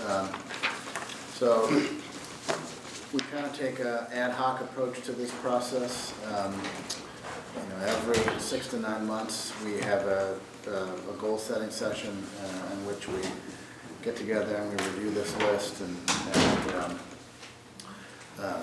typically amend it quite a bit. Some things come off, some things come on. I will draw your attention on the second page under administration, provide strong administrative leadership that advances the strategic objectives. Number 2 is to incorporate energy conservation planning into decision-making. So this was on the radar. We're worried about the first one. Yeah. Some took more work than others. We don't need to go through them. I just wanted to give you an update and put it in your hand. Happy to answer any questions that arose when you were reading it. And mostly to let you know that it's time for us to get together soon and set some new ones. So. We accomplished quite a bit of this list. I feel like we're getting there. Yeah. Yeah. Some of them are more weighty than others. Yep. Tim, if you're gonna have thinking of putting a meeting together, can you put it together after May? After the month of May? After the month of May. Sure. Just to be sure that I'm gonna be here. Yeah. December? Of 2025, yeah. Yeah, we can postpone it or extend it out. That's all I got. So Trudy, that's a conversation that we have as a council. Spend an hour or two sharing what priorities are for different council folks and moving the conversation forward. We get one meal a year, that's it. Yeah. Usually a working session and Dominic buys a meal for us. Yeah. They usually wrap sandwiches from convenience store. It used to be Tetros. It's actually the director of finance who buys that Thank you. Good thing we filled that position. meal. Oh, that's right. I did tell Trudy Yeah, that we had to bring cookies to the council meeting. Did you bring those? No, I had to work all day, there was no baking cookies happening. We'll give you a rain check on that Okay. for next meeting. Okay. So mayor's report. Let's see, I left in front of each of your spots some information that's been received from the Vermont League of City and Town, if anyone has a liking to attend some workshops. And the other piece is a lot of conversation on the front, the housing front and the legislative level.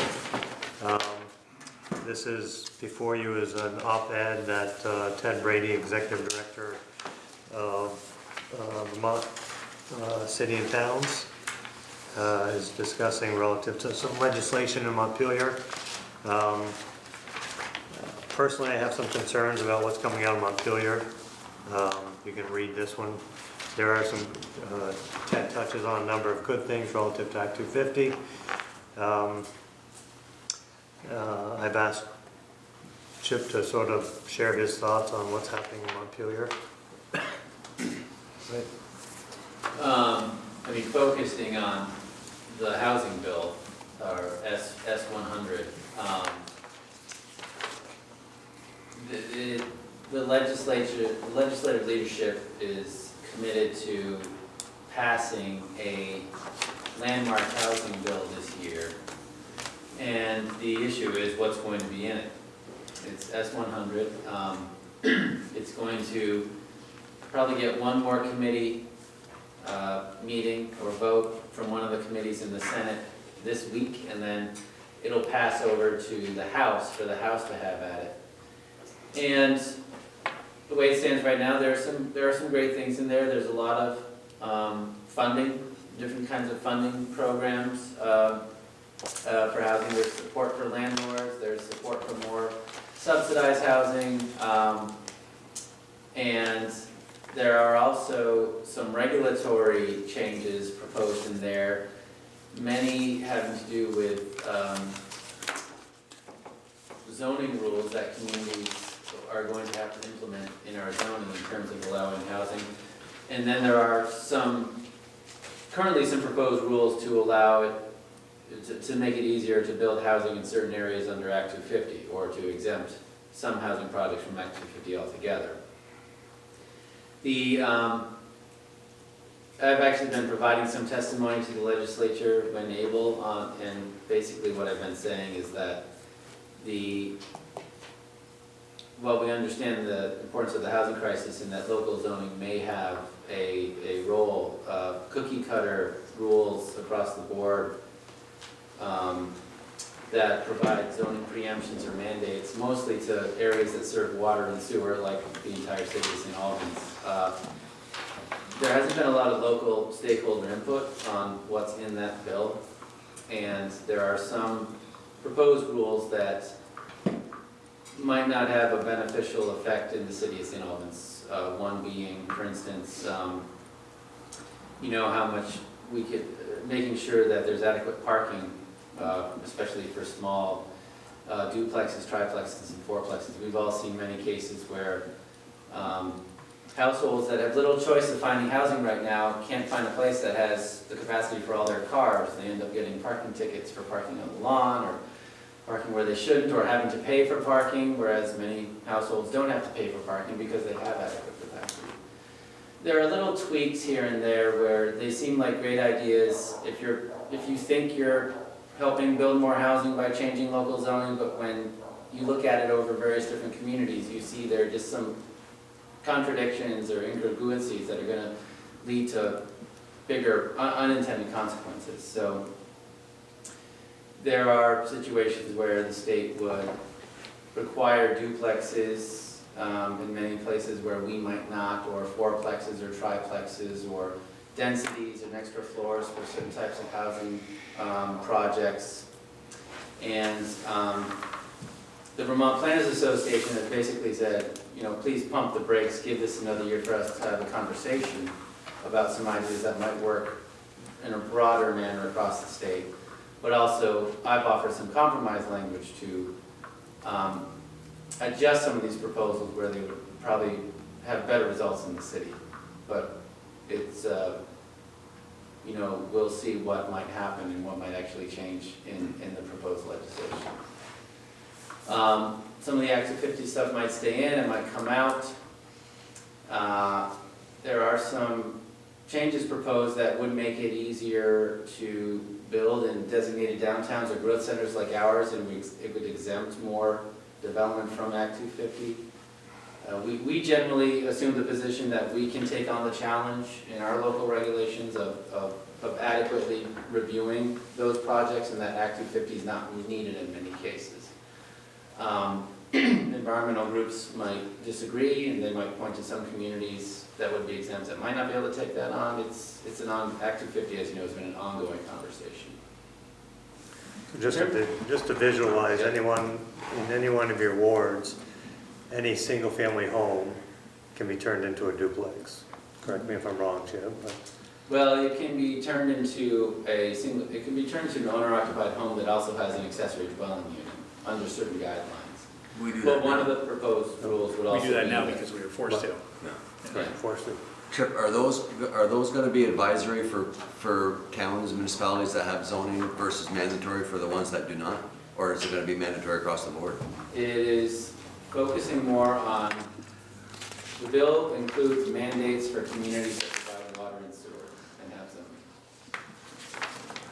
So the towns that don't are going to get off, like Albert, let's just say, because they don't have zoning, right? So Or water and sewer. the basic conversation about housing in the state is that they recognize that most of the cost of building housing is because of market failures, it is because of the price of materials, it's because of the lack of workforce, and it's because the kind of housing that developers can make money on, mostly in the neighborhood type situation, is housing that's so big that it's not going to be affordable, except for the folks who can pay a lot of money to that developer and make the whole thing worth their while in the first place. But then there's also a conversation about local zoning and Act 250 can also be cost drivers, and that's true.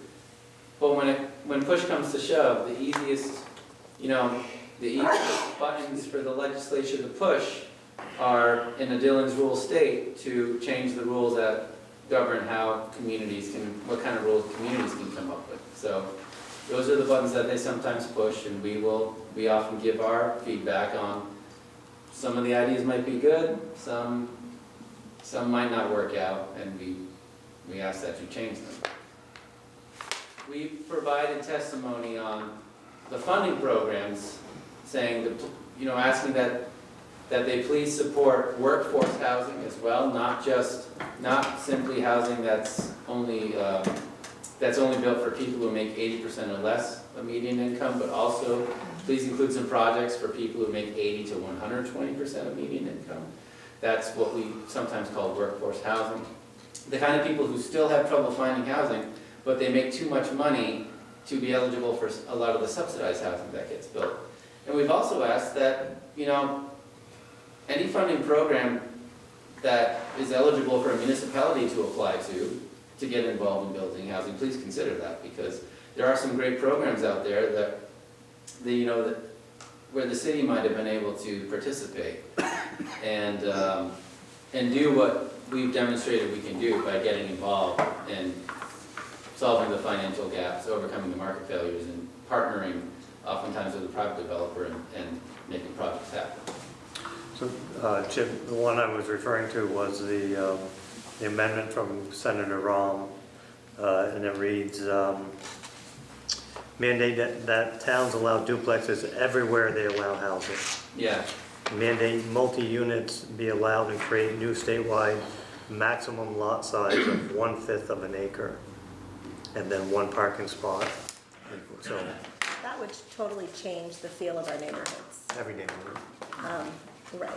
And it feels like this bill would place undue burden on the city and towns that have the water and sewer, and not in towns that are, maybe have more land than we do to work with. They feel like they're in crisis mode, and they want to build as much housing as possible in the places that could best serve that housing, and right now that is the areas that have water and sewer. Right. I think the other thing, I'm a teacher, we have to consider the burden our schools are facing. Montpelier needs to understand that. Schools are facing a huge burden with all this extra housing and all the needs of students. If we continue to add, that's going to have cost implications. That's for sure. So we're in a position, both from the city standpoint, but also the Vermont Planners Association, of which I'm a member, it's a catch-22. Our preferred solution is that the legislature takes more time to explore these options and get more local stakeholder input.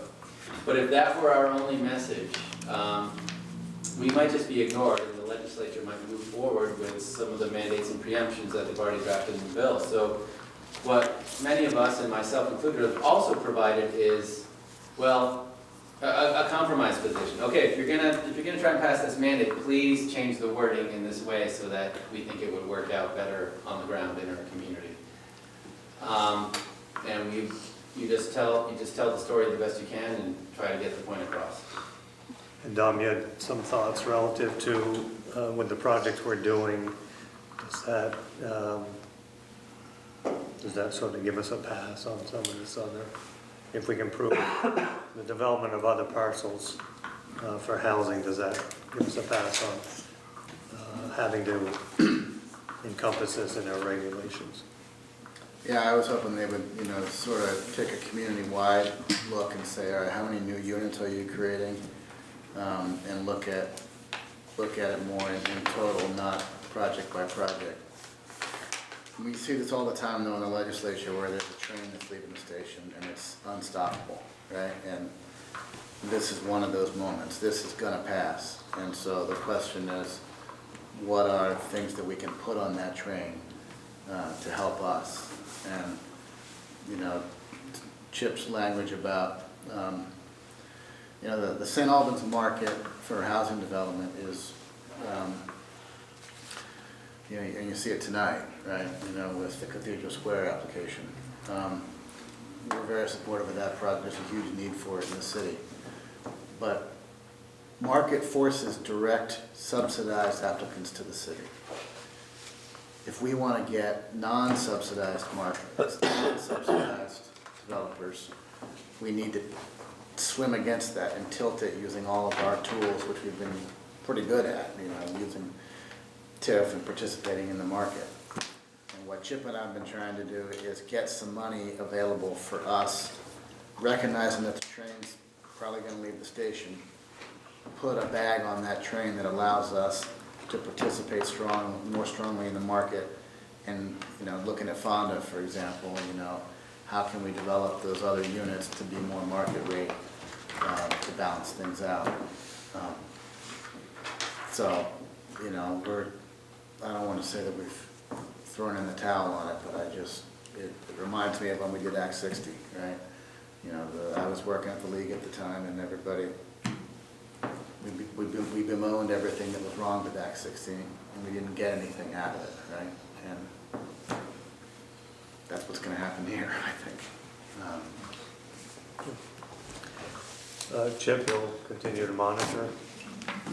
Yeah, I think we're, at this point, we're going to see just what comes out of the Senate and then focus a lot of effort on trying to get our point across in the House and see how we can influence how the House and then an eventual conference committee might be able to approve the bill, make it easier on us.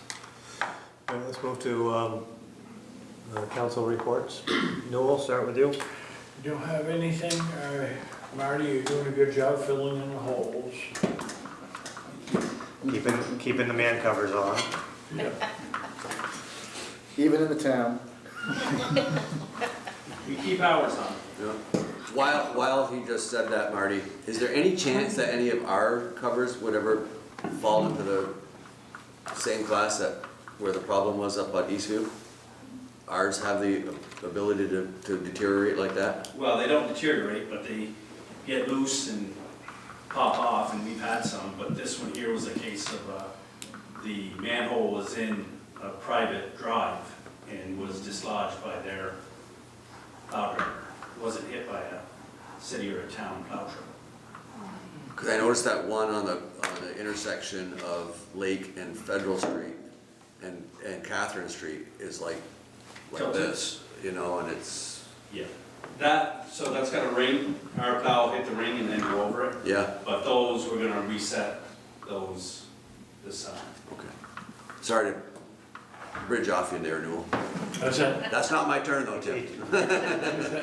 You deferred your time to Tim. You're welcome, sir. Marie?